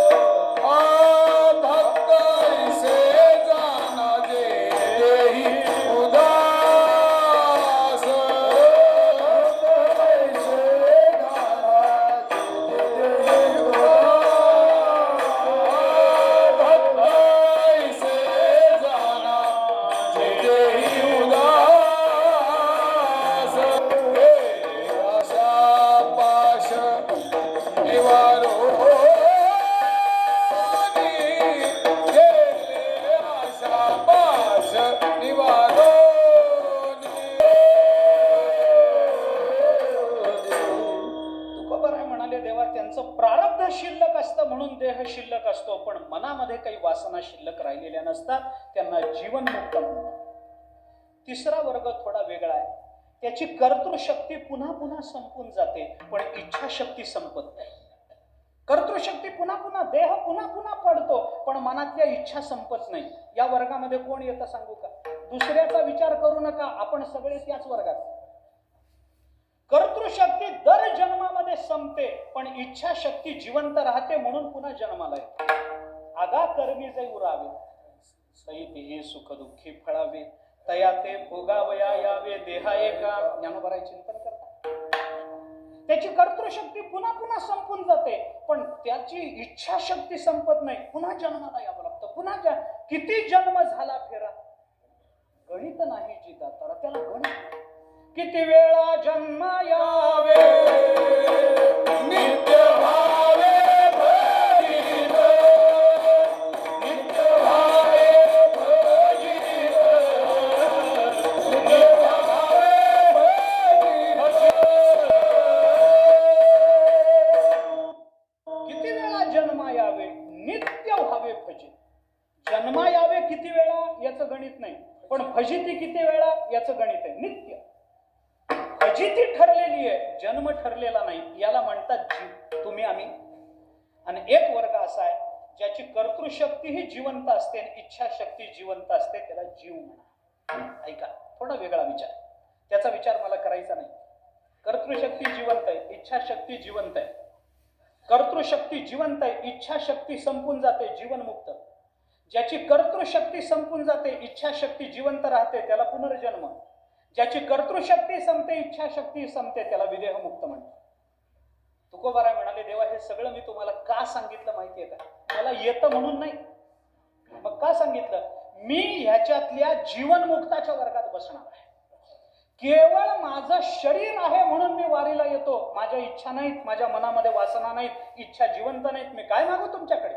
अरे मागण्याच्या पूर्वी अंतःकरणामध्ये इच्छा असावी लागते. ज्याला इच्छा नाही तो काय मागेल? मी तुमच्याकडे मागू शकत नाही. मला माफ करा, मला काही मागायचं नाही तुमच्याकडे. भगवंताने ते ऐकलं. भगवान म्हणाले, अहो काहीतरी मागा. काही नाही देवा. तुकोबाराय पुन्हा विचार करा. देवा तुम्हाला एकदा सांगितलेलं कळत नाही का? मला तुमच्याकडे मागायचं नाही. माझा विषय संपला. जय हरी झालं. मी निघालो. भगवंताला काही कळेना. भगवान पटकन विटेवरून खाली उतरले. कमरेचं उपरणं सोडलं. तुकोबारायांच्या समोर गुडघ्यावर बसले भगवान पंढरीनाथ. आपलं उपरणं तुकोबारायांच्या समोर पसरलं. डोळ्यात पाणी आणलं आणि तुकोबारायांना म्हणाले, तुकोबाराय तुम्हाला काही मागायचं नाही हे मला पटलं, पण तुमच्या पाया पडतो, हात जोडून तुम्हाला विनंती करतो. आज माझी इच्छा आहे म्हणून माझ्याकडे काहीतरी मागा. तुमच्या पाया पडतो तुकोबाराय, काहीतरी मागा. एवढ्या पदरामध्ये काहीतरी दान टाका माझ्या. नाही म्हणू नका. कृपा करा, माझ्याकडे काहीतरी मागा, काहीतरी मागा. नाही म्हणू नका मला. तसे परत जाऊ नका, विनमुख जाऊ नका. तुकोबाराय तुमच्या पाया पडतो, हात जोडतो तुमच्या. एवढं मागणं माझ्या पदरात टाका. तुकोबारायांना वाईट वाटतं. तुकोबाराय म्हणाले, देवा उठा. काय अगतिक होता एवढ्या करता? उठा उठा उठा. हात धरून तुकोबारायांनी देवाला उठवलं. तुकोबाराय म्हणाले, देवा ठीक आहे, ठीक आहे. तुम्ही म्हणता ना मी मागावं म्हणून, चला मी तुमच्याकडे मागणं मागतो. भगवंताला आनंद वाटला. भगवान म्हणाले, काय देऊ सांगा. तुम्हाला विरोध करणाऱ्याचा काटा काढता? तुकोबाराय म्हणाले, देवा तसलं मागणं मागायला आम्ही येत नाही. जे खळांची व्यंकटी सांगतो या परंपरेस आम्ही वाटतो. आम्ही कशाला दुसऱ्याचा काटा काढण्याची भाषा? नाही, हे नको. मग काय पाहिजे? तुकोबाराय म्हणाले, काही नाही, पहिले तुम्ही जाऊन विटेवर उभं राहा. पहिले तुम्ही उभं राहा. मला बाकीचं नंतर मी मागतो. मी तुमच्याकडे मागतो. तुम्ही एवढे आगतिक झाला पाया पडण्याची भाषा करताना, चला तुमच्या इच्छे करता मी मागतो. भगवान म्हणाले, बोला काय? तुकोबाराय म्हणाले, देवा एक लक्षात घ्या, मला पाहिजे म्हणून मी मागत नाही. तुम्ही म्हणता म्हणून मी मागतो. म्हणशी काही मागा म्हणून मी मागतो. हेच देगा. तुम्ही म्हणता म्हणून मी मागतो. मला गरज आहे म्हणून मागत नाही. तुकोबा म्हणाले, देवा हे लक्षात ठेवा, कीर्तन होईपर्यंत मी सांगणार आहे. तुम्ही म्हणता म्हणून मी मागतो, मला पाहिजे म्हणून मागत. भगवान म्हणाले, कळलं तुकोबाराय, बोला काय पाहिजे तुम्हाला? तुकोबाराय म्हणाले, मागतो, पण माझी एक अट आहे. भगवान म्हणाले, तुकोबाराय सगळ्या अटी मान्य. तुकोबाराय म्हणाले, देवा असं करू नये, असं करू नये. सगळ्या अटी मान्य म्हणू नये. एकदम आधी ऐकावं, मग माणसाने वचन द्यावं. तुम्ही गाथा वाचला नाही काय माझा? विचारतो वचना आधी. तुकोबाराय म्हणतात, माणसानं वचन प्रकट करण्याच्या पूर्वी विचार करावा. वचन देऊन विचार करून चालत नाही. निर्वाण दीपे किमु तैलदानम चौरे गते वा किमु सावधानम वयोगते किम वनिता विलासः पयोगते किम खलु सेतु बंधा. समय शांत झाल्यावर वरून तेल घालून उपयोग नसतो. चोरी झाल्यावर जाग येऊन काही उपयोग नसतो. वय निघून गेल्यावर भोगात अडकण्यात काही उपयोग नसतो. आणि पाणी वाहून गेल्यावर वरून पूल बांधण्यात काही अर्थ नसतो. हे सगळं पूर्वी करावं लागतं. तसं माणसानं विचार सुद्धा वचन देण्याच्या पूर्वी करावा. असं एकदम तुम्ही म्हणाल ते मान्य असं करू नये. एकतर माणसाने वचन देऊच नाही, आणि दिलं तर पाळल्याशिवाय राहू नये. काहीतरी त्याची पुराणातली कारण वेगळी आहेत महाराज. पुराणामध्ये एक कारण असं दिलंय, माणूस ज्या वेळेला एखाद्याला वचन देतो की ठीक आहे मी 12 वाजता तुमच्याकडे येईन आणि तुमचे पैसे परत करीन, वचन दिलं ना, होतं काय की हे ऐकणाऱ्या काही देवता असतात की ज्या त्याला ऋणमुक्त करण्याकरता कटिबद्ध झालेल्या असतात. 12 वाजता त्या सगळ्या देवता तिथे जाऊन उपस्थित असतात, आणि आपण जर तिथं गेलो नाही तर त्या देवतांचा अपमान होतो. म्हणून दिलेली तारीख टाळू नये.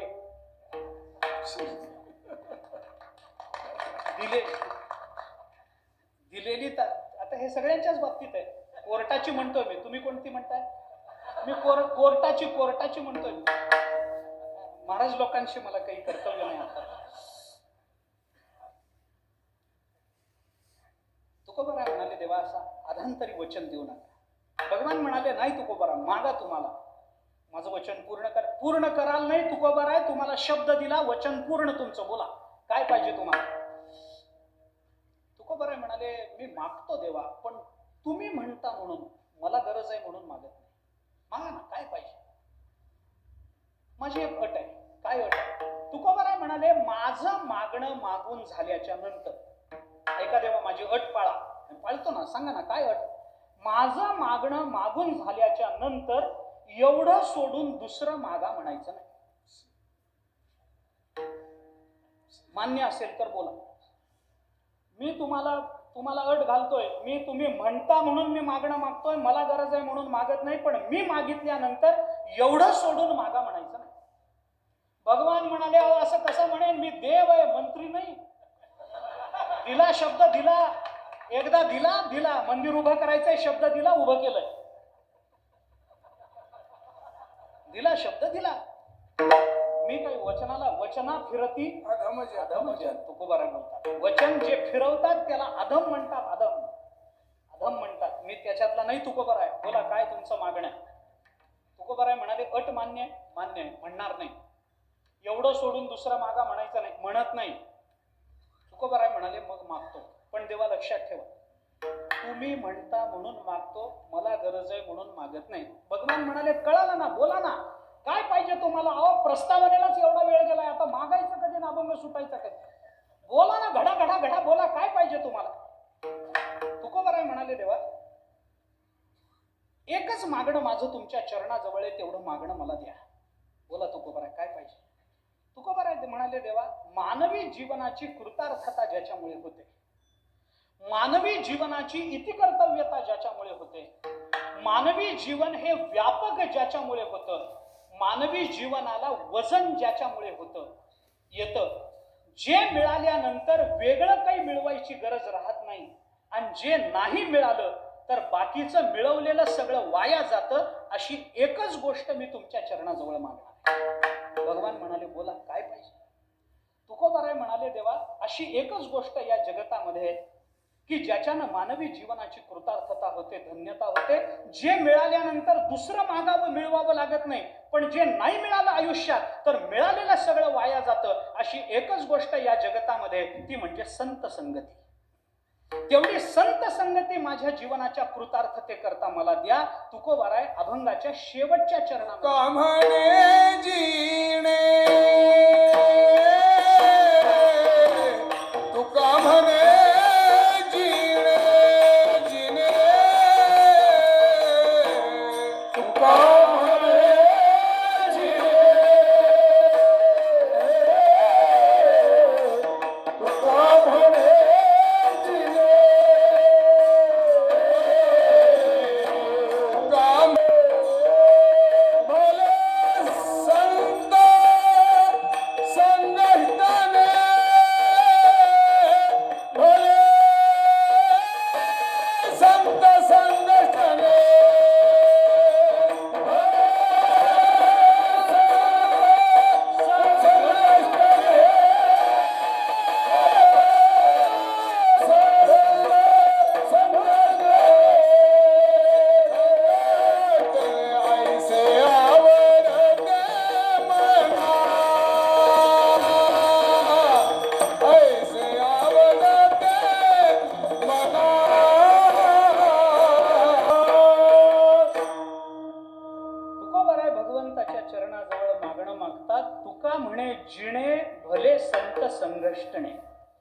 तुका म्हणे संत संघष्टने जिणे भले.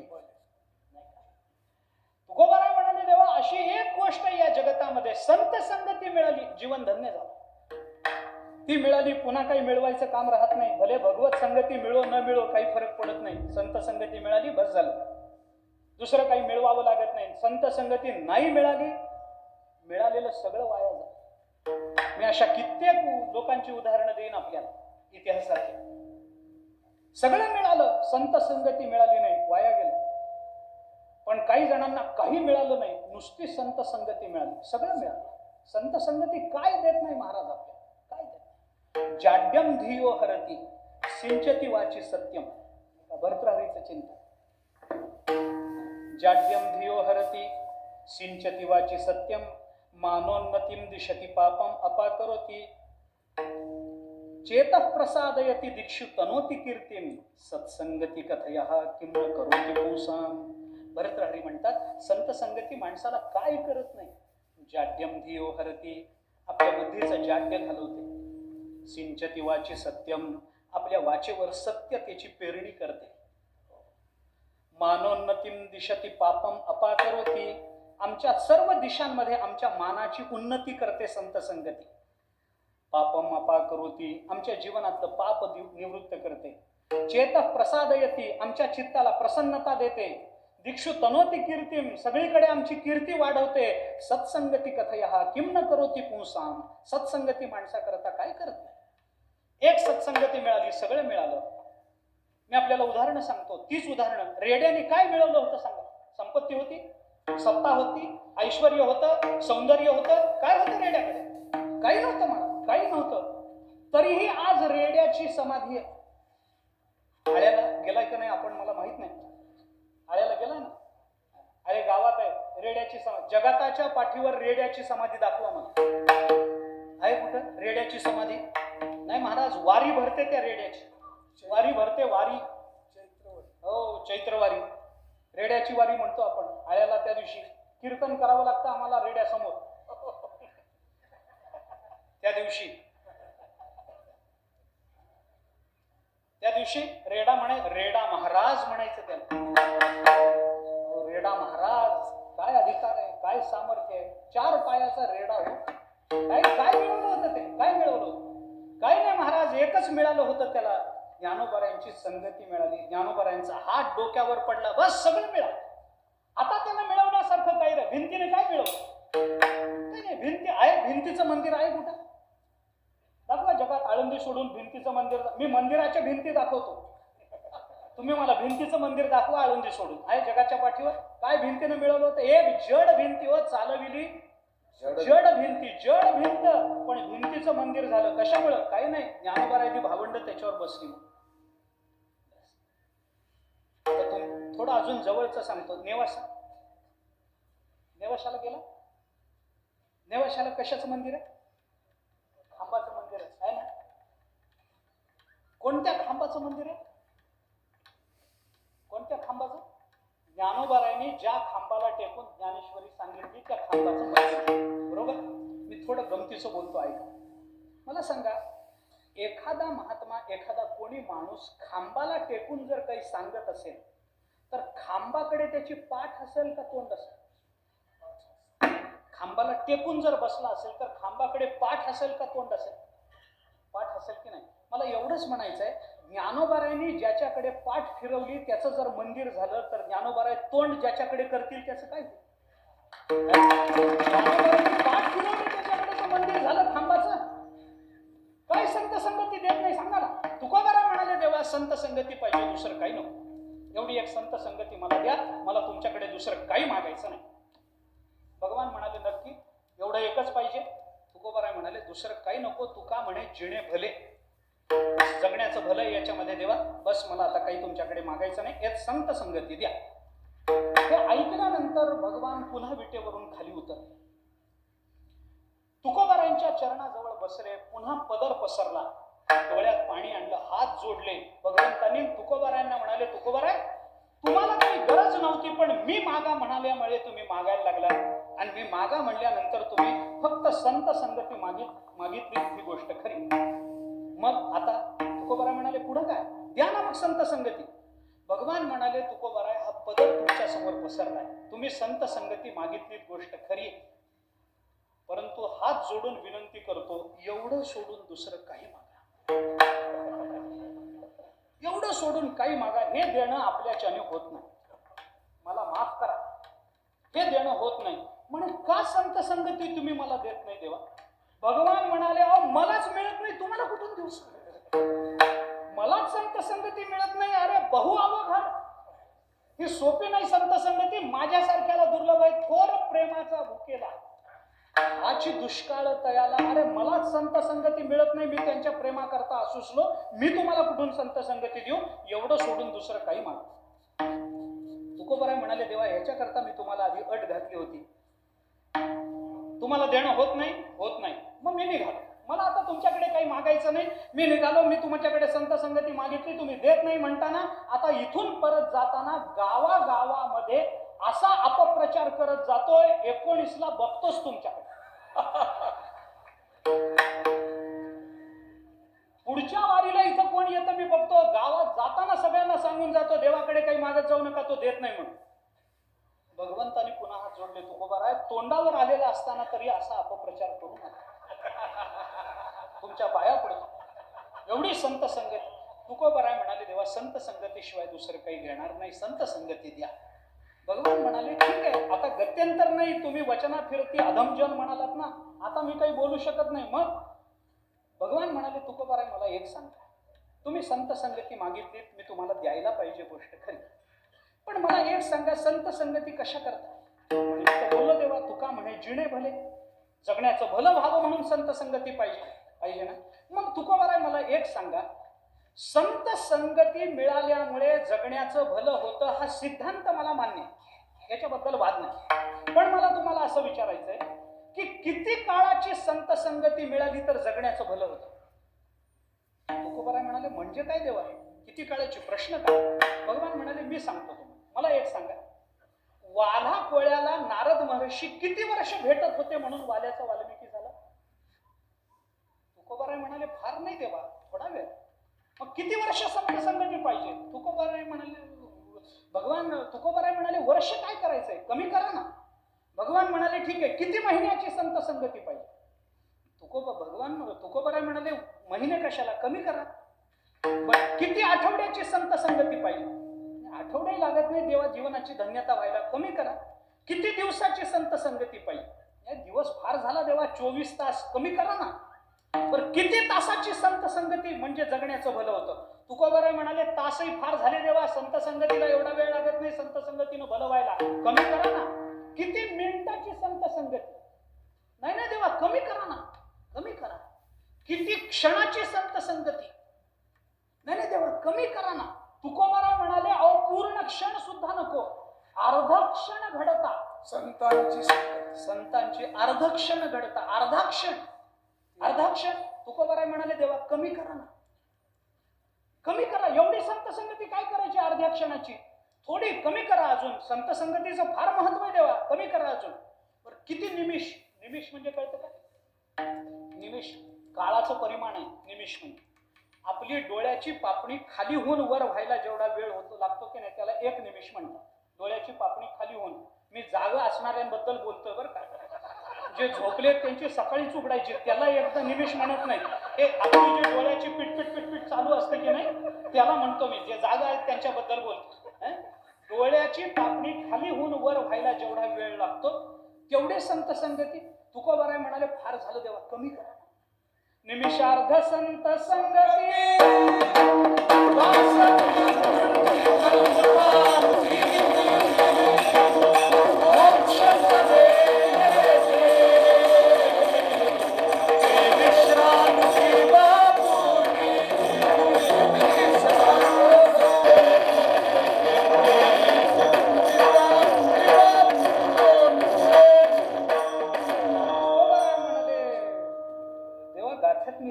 निमिषार्ध संत संगती वास वैकुंठी कल्पांती मोक्षपदे येती ते विश्रांती बाबू.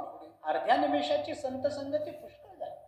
भगवान म्हणाले, बरोबर आहे ना, बरोबर. मग भगवान म्हणाले, अर्ध्या निमिषाची संत संगती पुरते ना, मग मी तेवढी देतो, ध्यान चालायला लागेल. चला झालं काम तुमचं. तुकोबाराय म्हणाले, देवा वारीला येताना माझी बुद्धी मी देहूला ठेवून आलो असं तुम्हाला वाटतं? अर्ध्या निमिषाच्या संत संगतीचं महत्व तुम्ही कोणाला सांगता? मला? माझा गाथा वाचला नाही का? गाथा वाचला ना तरी सुद्धा भगवान म्हणाले, तुम्ही म्हणालात ना संत संगती अर्ध्या निमिषाची देतो ना. तुकोबाराय म्हणाले, देवा अर्ध्या निमिषाच्या संत संगती करता मी तुमच्याकडे मागितलेलंच नाही. कारण माझ्या जगण्याचं भलं ज्या अर्ध्या निमिषाच्या संत संगतीनं व्हायचं होतं ते माझ्या जीवनात झालंय, म्हणून तर मी मागत नव्हतो. ज्या अर्थी मी कृतकृत्य झालो म्हणालो, ज्या अर्थी माझ्या मनात इच्छा नाहीत म्हणालो, ज्या अर्थी काम नाही म्हणालो, ते संत कृपेशिवाय घडलं काय माझ्या जीवनात? संत संगतीनं माझ्या जीवनाची धन्यता झालेलीच आहे. म्हणून जी धन्यता अर्ध्या क्षणाच्या अर्ध्या निमिषाच्या संत संगतीनं झालेली आहे ते मी तुमच्याकडे मागत नाही. माणसानं न मिळवलेलं मिळवावं, मिळवलेलं मिळवण्यात तात्पर्य नसतं. न मिळवलेलं मिळवण्यामध्ये पुरुषार्थ, का मिळवलेलंच मिळवावं. एक घर आहे, दुसरं घर, काय पुरुषार्थ आहे? एक घर आहेच आहे. एका वेळेला दोन घरामध्ये कसं राहता येईल? एक समयावच्छेदानं एकच माणूस दोन घरामध्ये कसा राहता येत नाही. काय उपयोग आहे त्याचा? तो काही पुरुषार्थ नव्हे, तो काही पुरुषार्थ नव्हे. अमुक केलं तमुक केलं, अरे तो पुरुषार्थच नाही. माणसाने न मिळवलेलं मिळवा, हे सगळं आपल्याला मागच्या जन्मी मिळालेलं आहे. न मिळवलेलं मिळवावं, मिळवलेलंच मिळवण्यामध्ये प्राप्ताची प्राप्ती हा दोष आहे. वेदांत ज्यांना माहिती आहे त्यांना हा शब्द माहिती आहे. प्राप्ताची प्राप्ती हा दोष आहे. मिळवलेलं मिळवण्यामध्ये काही तात्पर्य नाही. तुम्ही किती खटपट करा, ते सगळे वाया गेलं समजा. प्राप्ताची प्राप्ती हा दोष आहे वेदांतामध्ये. अप्राप्तवत जे असतं त्याला प्राप्त करून घेतलं पाहिजे वेदांताच्या नियमानुसार. मला विस्तार करायचा नाही. मिळवलेल्या मिळवण्यामध्ये काय पुरुषार्थ, काय शहाणपणा, काय करायचं ते सगळं करू. उन्हाळ्याचे दिवस होते. एक माणूस एका झाडाखाली झोपला होता. दुपारची वेळ, तरुण मुलगा एका झाडाखाली झोपला. दुपारची वेळ होती, ऊन कडक पडलेलं, झाड होतं चांगलं डेरेदार, याचं जेवण झालं होतं, झोपला. दुपारच्या वेळेला झोपू नये असं आयुर्वेदाचं मत आहे. दुपारी झोपणाऱ्यांचं आयुष्य कमी होतं असं आयुर्वेदाने म्हटलं. वामकुक्षी घ्यायला हरकत नाही. वामकुक्षी म्हणजे डाव्या अंगावर थोड्या वेळ 15-20 मिनिट पडला झाला. लोकांची वामकुक्षी 12ला सुरू होते, ती 5ला संपते. त्याला वामकुक्षी म्हणत नाही. त्याला वामकुक्षी म्हणत नाही. 10-15 मिनिटं पडलं बस. दुपारी झोपू नये. झोपला. तिकडून एक तुमच्या माझ्यासारखा गृहस्थ चालला होता. त्याने बघितलं मुलगा तरुण आहे, दट्टाकट्टा दिसतो, दुपारची वेळ आहे, कामाचे दिवस आहे, झोपला काय. जवळ गेलं, त्याला उठ उठ उठ उठ. म्हणला का मला कशाला उठवलं? म्हणला काहीतरी काम कर, तरुण आहे, अंगात ताकद आहे, ही काय झोपायची वेळ, काम कर काहीतरी. म्हणला काय काम करू मी, तुम्ही सांगा काय काम करू. त्यांनी खिशातून एक 200 रुपये काढले, त्याच्या हातावर ठेवले. हे घे. म्हणजे काय करू? या 200 रुपयाचे आंबे विकत घे. उन्हाळ्याचे दिवस आहेत, आंब्याचे दिवस आहेत. हे 200 रुपयाचे आंबे घे आणि चांगल्या लोकवस्तीमध्ये जाऊन विक, तुला 2000 रुपये मिळतील 200चे. म्हणला खरंच मिळतील? अरे मिळतील म्हणजे चांगले आंबे घेऊन विक ना चांगल्या पद्धतीनं. 200-2000 व्हायला किती वेळ लागला? 2000. तो म्हणला बरं ठीक आहे, समजा 200चे 2000 झाले, त्याच्यानं काय होईल?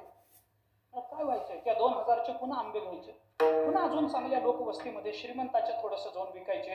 2000चे 20,000 रुपये तुला मिळतील. म्हणलं 20? हो मिळतील. तो बरं समजा 20,000 मिळाले, त्याच्यानं काय होईल? त्याच्यानं काय व्हायचंय? ते 20,000 पुन्हा आंबे चांगले अजून घ्यायचे, चांगल्या प्रतीचा आंबा विकत घ्यायचा, तो बाजारात नेऊन विकायचा, चांगल्या श्रीमंताच्या लोकवस्तीमध्ये जायचं. 20,000चे 2 लाख रुपये तुला मिळतील. 2 लाख. म्हणलं एवढे मिळतील? मिळतील. तो म्हणला समजा मिळाले, त्याच्यानं काय होईल? काय व्हायचं त्याच्याने? ते 2 लाख रुपये अजून धंद्यामध्ये गुंतव, चांगला देवगडचा हापूस मागव आणि तो हापूस मागवल्यानंतर मग चांगल्या श्रीमंत लोकांच्या घरामध्ये नेऊन विक. 2 लाखाचे तुला 2 कोटी रुपये महिना मिळतील. 2 कोटी. 2 कोटी म्हणजे वारकऱ्याला किती शून्य माहित नाही आमच्या. 2 कोटी म्हणजे काय कमी रक्कम झाली का? 2 लाखाचे 2 कोटी रुपये तुला महिना मिळतील. तो म्हणला एवढे? हो मिळतील ना. तू प्रयत्न कर, काटकसर कर, जगण्यामध्ये सचोटीनं व्यापार कर, 2 लाखाचे 2 कोटी रुपये होते. तो म्हणला बरं समजा ठीक आहे 2 कोटी मिळाले, त्याच्यानं काय होईल? त्याच्यानं काय होईल? तो म्हणला काय माणूस आहेस तू? अरे 2 कोटी रुपये तुला महिना मिळाल्यानंतर काय होईल म्हणून काय विचारतोस? तुला काही उद्योगधंदा करायचं काम नाही ना, निवांत बसून खाऊ शकशील ना. तो म्हणला मग मी आता काय करतोय? मी आता काय करतो? मी जे आता करतो तेच जर तिथं जाऊन करायचं असेल तर एवढी खटपट कशाला? याला म्हणतात प्राप्ताची प्राप्ती. विठ्ठला माणसानं न मिळवलेलं मिळवण्यामध्ये पुरुषार्थ आहे. ब्रह्मावगतीर ही पुरुषार्थ आचार्यांचं मत आहे. ब्रह्मसूत्र भाष्यात सुरुवातीला आचार्य अरे पुरुषार्थ पुरुषांच्या परब्रह्माची प्राप्ती होणं हा पुरुषार्थ. बस यया ब्रह्मत्वासीची पार्था ज्ञानोबरांची भाषा सायोज्य ऐसी व्यवस्था याची नाव चौथा पुरुषार्थ गा. ज्ञानोबरा बोलतात तुकोबाराय म्हणाले, देवा जे मला मागे संत संगती अर्ध्या निमिषाची मिळाली त्याच्यानं माझ्या जगण्याचं भलं झालं, म्हणून माझ्या अंतःकरणामध्ये कामना वासना शिल्लक राहिलेल्या नाहीत, ही जीवनाची धन्यता झालेली आहे, ते मिळवण्यामध्ये करता मी आलेलो नाही आहे. मग ती संत संगती अर्ध्या निमिषाची अर्ध्या क्षणाची आता मला नकोय, मग मागणं काय? संत संगती ना. तुकोबाराय म्हणाले, मला संत संगतीच पाहिजे, पण अशी संत संगती पाहिजे की संत माझ्यापासून तुटूच नयेत, अशी नित्य संत संगती द्या. अभंगाच्या हरिजनाशी भेटी हरिजनाशी भेटी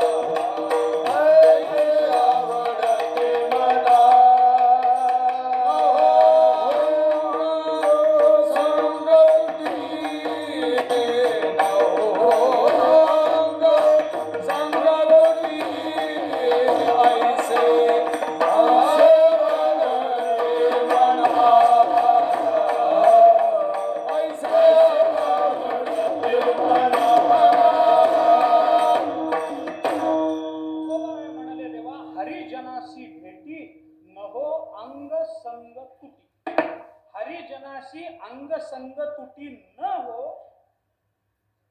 अशी संत संगती मला द्या. मला दुसरं काही नको. हरिजनाशी भेटी व्हावी, पण कशी व्हावी? अंग संग तुटी न हो. तिसऱ्या चरणामध्ये आपल्या लक्षात आलं असेल, आपण अभंगाच्या खालून प्रवेश केलेला. थोडस वरून बाहेर पडायचा विचार करतो, प्रयत्न तर करू. तुकोबाराय म्हणाले, देवा अशी भेट द्या, अंग संग तुटी न झाली पाहिजे. अंग संग तुटी म्हणजे अंग तुटी संग तुटी न हो. हरिजनाशी भेटी पाहिजे, पण भेट झाल्यावर भेट कोणती? कारण भेट दोन पद्धतीची असते. एक शारीरिक भेट असते आणि एक बौद्धिक भेट असते. मानसिक भेट असते, अंतःकरणाची भेट असते. दोन माणसं रोज भेटतात, एक शारीरिक भेट आहे. हस्तांदोलन करतात, एकमेकांना गळा मिठी देतात, ही शारीरिक भेट आहे. तुकोबाराय पंढरपूरला येतात, परमात्म्याला मिठी मारतात. प्रथम भेटी आलिंगन, मग चरणबंद. ऐसा माझा बळा बाप अरे ताप कवळोनी. तुकोबाराय म्हणतात, पहिल्यांदा गेल्याबरोबर गळा भेट देतात. ही गळा भेट ही अंग भेट आहे. पण पंढरपूरहून गेल्यानंतर तुकोबारायांच्या संगतीतून परमात्मा बाजूला होतो काय? दिनरजनी हाच धंदा. रात्र न कळे दिवस न कळे, गोविंद गोविंद मना लागली या चंद्र गोविंद ते काया. ही भगवंताची जी तुकोबारायांची नित्य सानिध्याची अवस्था आहे, त्याला म्हणा संग. जो अंतःकरणाचा संग आहे आणि एक शरीराचा संग. तुकोबाराय म्हणतात, संत संगती पाहिजे, पण कशी पाहिजे? अंग तुटी न हो, संग तुटी न हो. अंग तुटी न हो सेवे करता, संग तुटी न हो ज्ञाना करता. विठ्ठला विठ्ठल.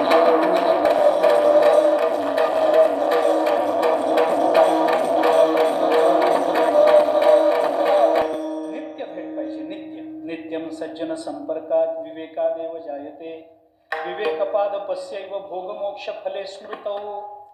योग वासिष्ठ वाचा.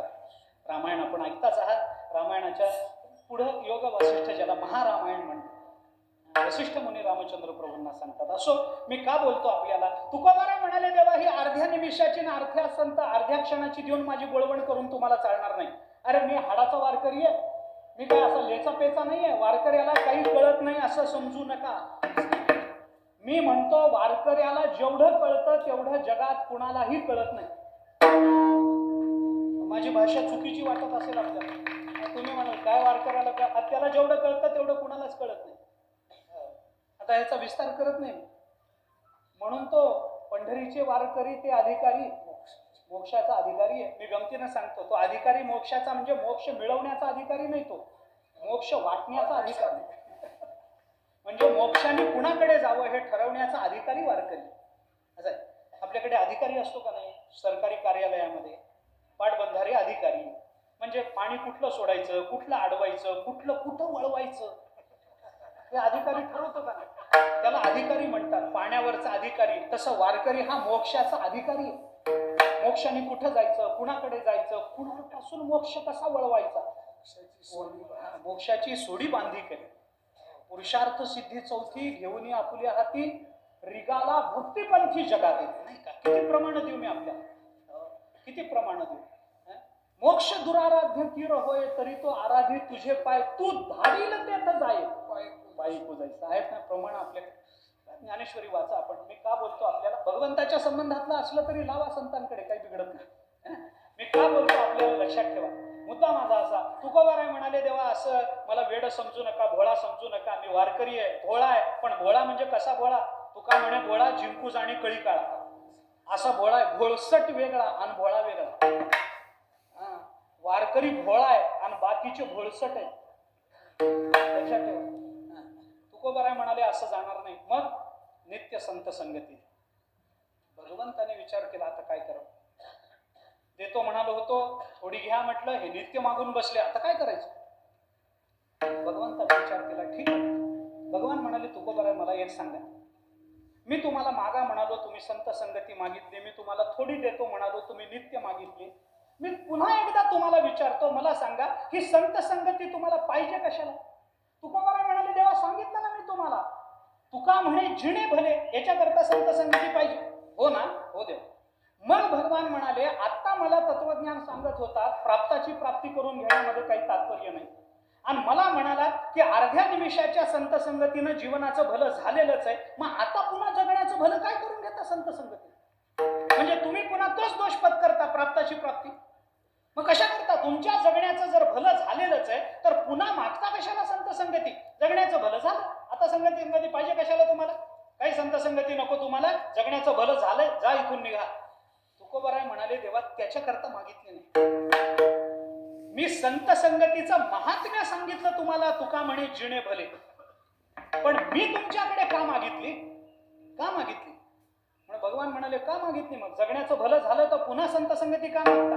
तुकोबाराय म्हणाले त्याचं काय देवा, मी तुम्हाला एक मानसशास्त्र सांगतो, थोडीशी सायकोलॉजी सांगतो, ह्युमन सायकोलॉजी. काय असतं, एखादी वस्तू आपल्याला जेव्हा मिळते, आवडते आणि नित्य आपल्या जवळ राहत नाही, तेव्हा त्या वस्तूबद्दल माणसाच्या अंतःकरणामध्ये एक आवड निर्माण होते. ऐका, आवड का आपण म्हणतो ना, मला हे आवडतं, मला ते आवडत नाही. हे आवडतं असं जेव्हा आपण म्हणतो तेव्हा ती आवड म्हणजे आपल्या मनात नेमकं काय होतं? हे मला लाडू मला आवडतो, श्रीखंडपुरी मला आवडते, अमुक मला आवडतं, ते गाव मला आवडतं. आवड आवड म्हणजे काय? आवड कधी निर्माण होते माणसाच्या मनामध्ये? आपल्याला थोडी गंमत सांगतो त्याची. जे आपल्याला नेहमी मिळतं तेही माणसाला आवडत नाही, आणि जे आपल्याला कधीच मिळत नाही तेही आपल्याला आवडत नाही. जे रोज मिळतं तेही आवडत नसतं, आणि जे कधीच मिळत नाही तेही आवडत नसतं. मी आपल्याला सांगतो थोडंसं साधं बोलतो. गरीब माणसाला, वारकऱ्याला, शेतकऱ्याला विचारा भाजी भाकरी आवडते का? तो म्हणला रोजच खातो, त्याच्यावरच तर चाललंय माझं, भाजी भाकरी रोजच आवडते. श्रीमंताला विचारा गोड आवडतं का? तो म्हणाला रोजच मिळतं म्हणून गोड इतकं झालं रक्तात दिसलं. आता काय करावं? रोजच बुंदीचा लाडू खातो मी, मला आवडत नाही. हा म्हणतो रोजच पिठलं भाकरी खातो मी, मला आवडत नाही. वारकऱ्याला विचारा, शेतकऱ्याला विचारा, तो म्हणतो बुंदीचा लाडू. श्रीमंताला विचारा, तो म्हणतो नाही हो, मला पिठलं भाकरी ती आवडते. जे रोज मिळतं ते माणसाला आवडत नाही. बरं, जे कधीच मिळत नाही ते आवडतं काय? मी तुम्हाला त्याचं उदाहरण सांगतो. जे कधीच मिळत नाही ते आवडतं. ते बंगालमध्ये साहेब एक मिठाई मिळते, त्याचं नाव आहे संदेश. कलकत्त्याला वगैरे तुम्ही जर कुठे गेलात तर ते रसगुल्ले मिळतात ना, तशी एक मिठाई असते, त्याचं नाव आहे संदेश. मिठाईचं नाव आहे संदेश. संदेश तुम्हाला आवडते का?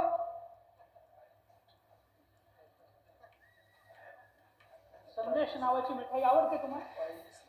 कधी खाल्लीच नाही तर आवडायचा संबंध येतो कुठे? म्हणजे जे कधीच मिळत नाही तोही आवडायचा विषय नसतो, आणि जे रोज मिळतं तेही आवडायचा विषय नसतो. मग कधीतरी मिळावं, मिळालेलं मनाला पटावं, पण पटलेलं जवळ राहू नये त्याची आवड असते. विठ्ठला विठ्ठला.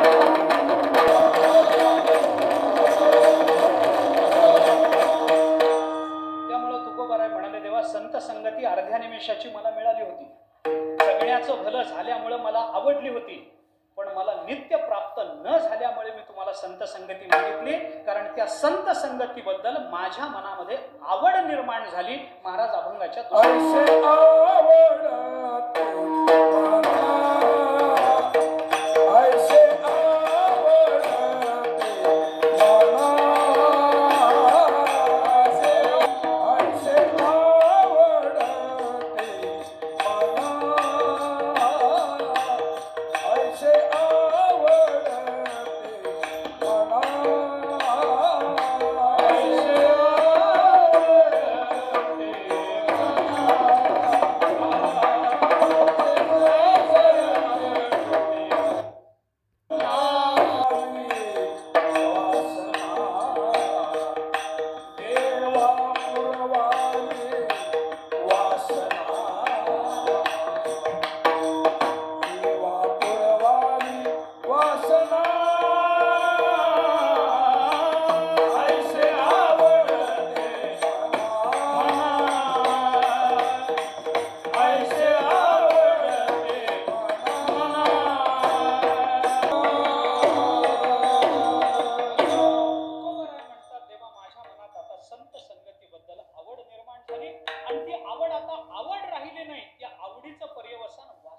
उठू नका, उठू नका, उठू नका. आवड वेगळी, वासना वेगळी. आवड जेव्हा तीव्र स्वरूपाला प्राप्त होते तेव्हा तिचं पर्यवसान वासनेमध्ये. ऐका, बोलू नका. ज्यांना जायचंय त्यांना जाऊ द्या, तुम्ही माझ्याकडे पहा. मी लांबून आलोय तुम्हाला सांगाय. तुकोबाराय म्हणतात, देवा माझ्या मनामध्ये आवड निर्माण झाली. आवड, आवडीचं असं असतं महाराज, आवड दोन पद्धतीची असते.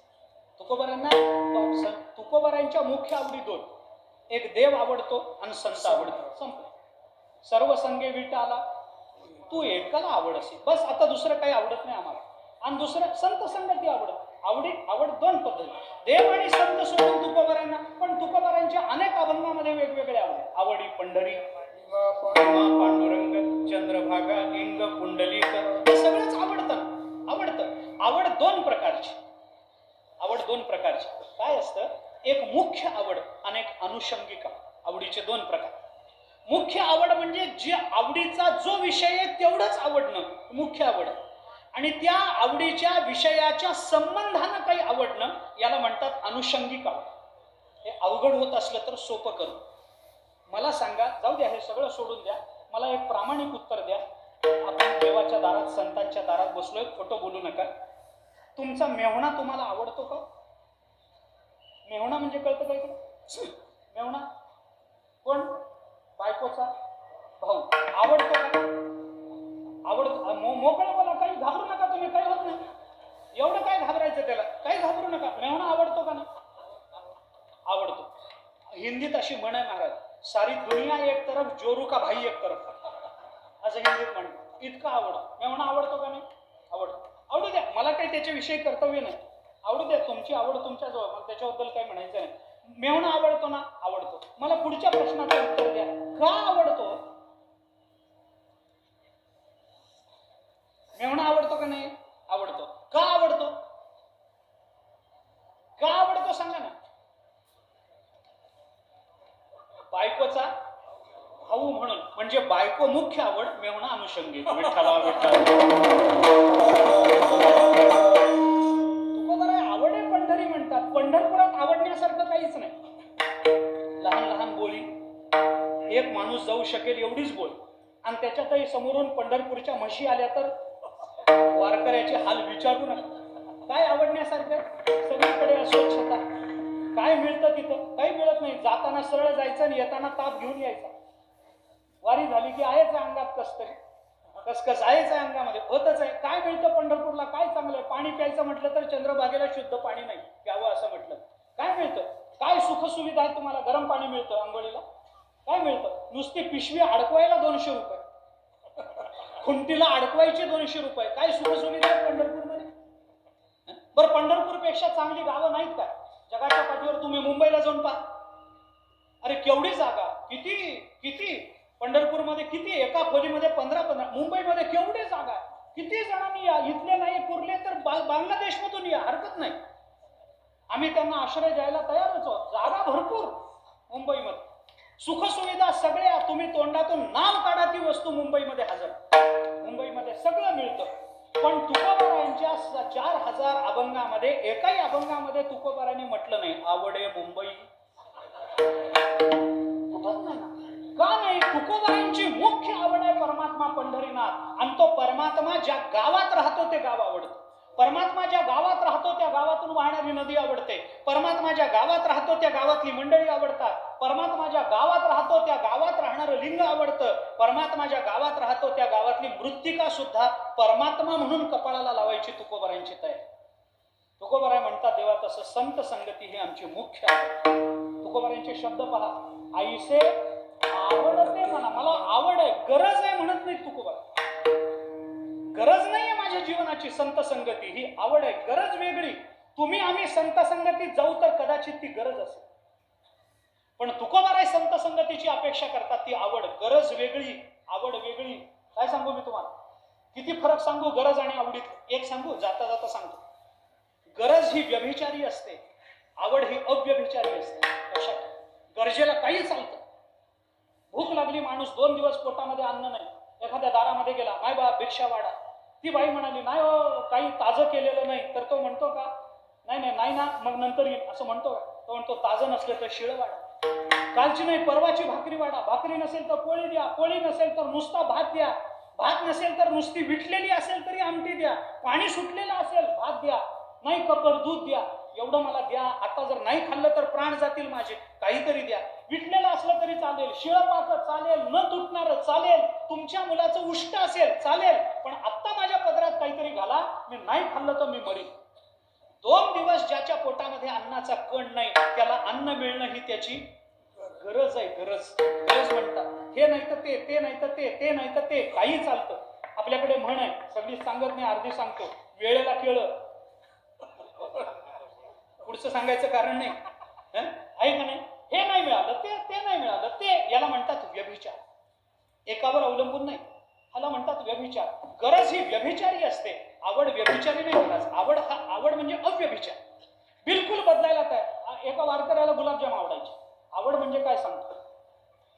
एका गावामध्ये एका शेठजीच्या घरी कार्यक्रम झाला, त्यांनी डबाभर गुलाबजाम वारकऱ्याकरता काढून ठेवले. संध्याकाळी वारकरी येईल तर त्याला डबाभर गुलाबजाम देऊ, त्याला आवडतं. संध्याकाळी वारकरी आला, जेवण केलं, बैठकीवर घोंगडीवर बसला, तेवढ्यात तो शेठजी डबा घेऊन म्हणे घ्या, म्हणे काय गुलाबजाम तुमच्याकरता केले, डबाभर काढून ठेवले, घ्या. वारकरी म्हणाला जा घेऊन. म्हणे का? बघा आत्ता हात धुतले, दिवसभर उपाशी होतो, भरपूर जेवलोय, पोटामध्ये आता जागा नाही, तोंडातून बोट घातलं तर बोटाला भाकरी लागेल, एवढा जेवलोय, आता गुलाबजाम बसायला जागा नाही, जा घेऊन.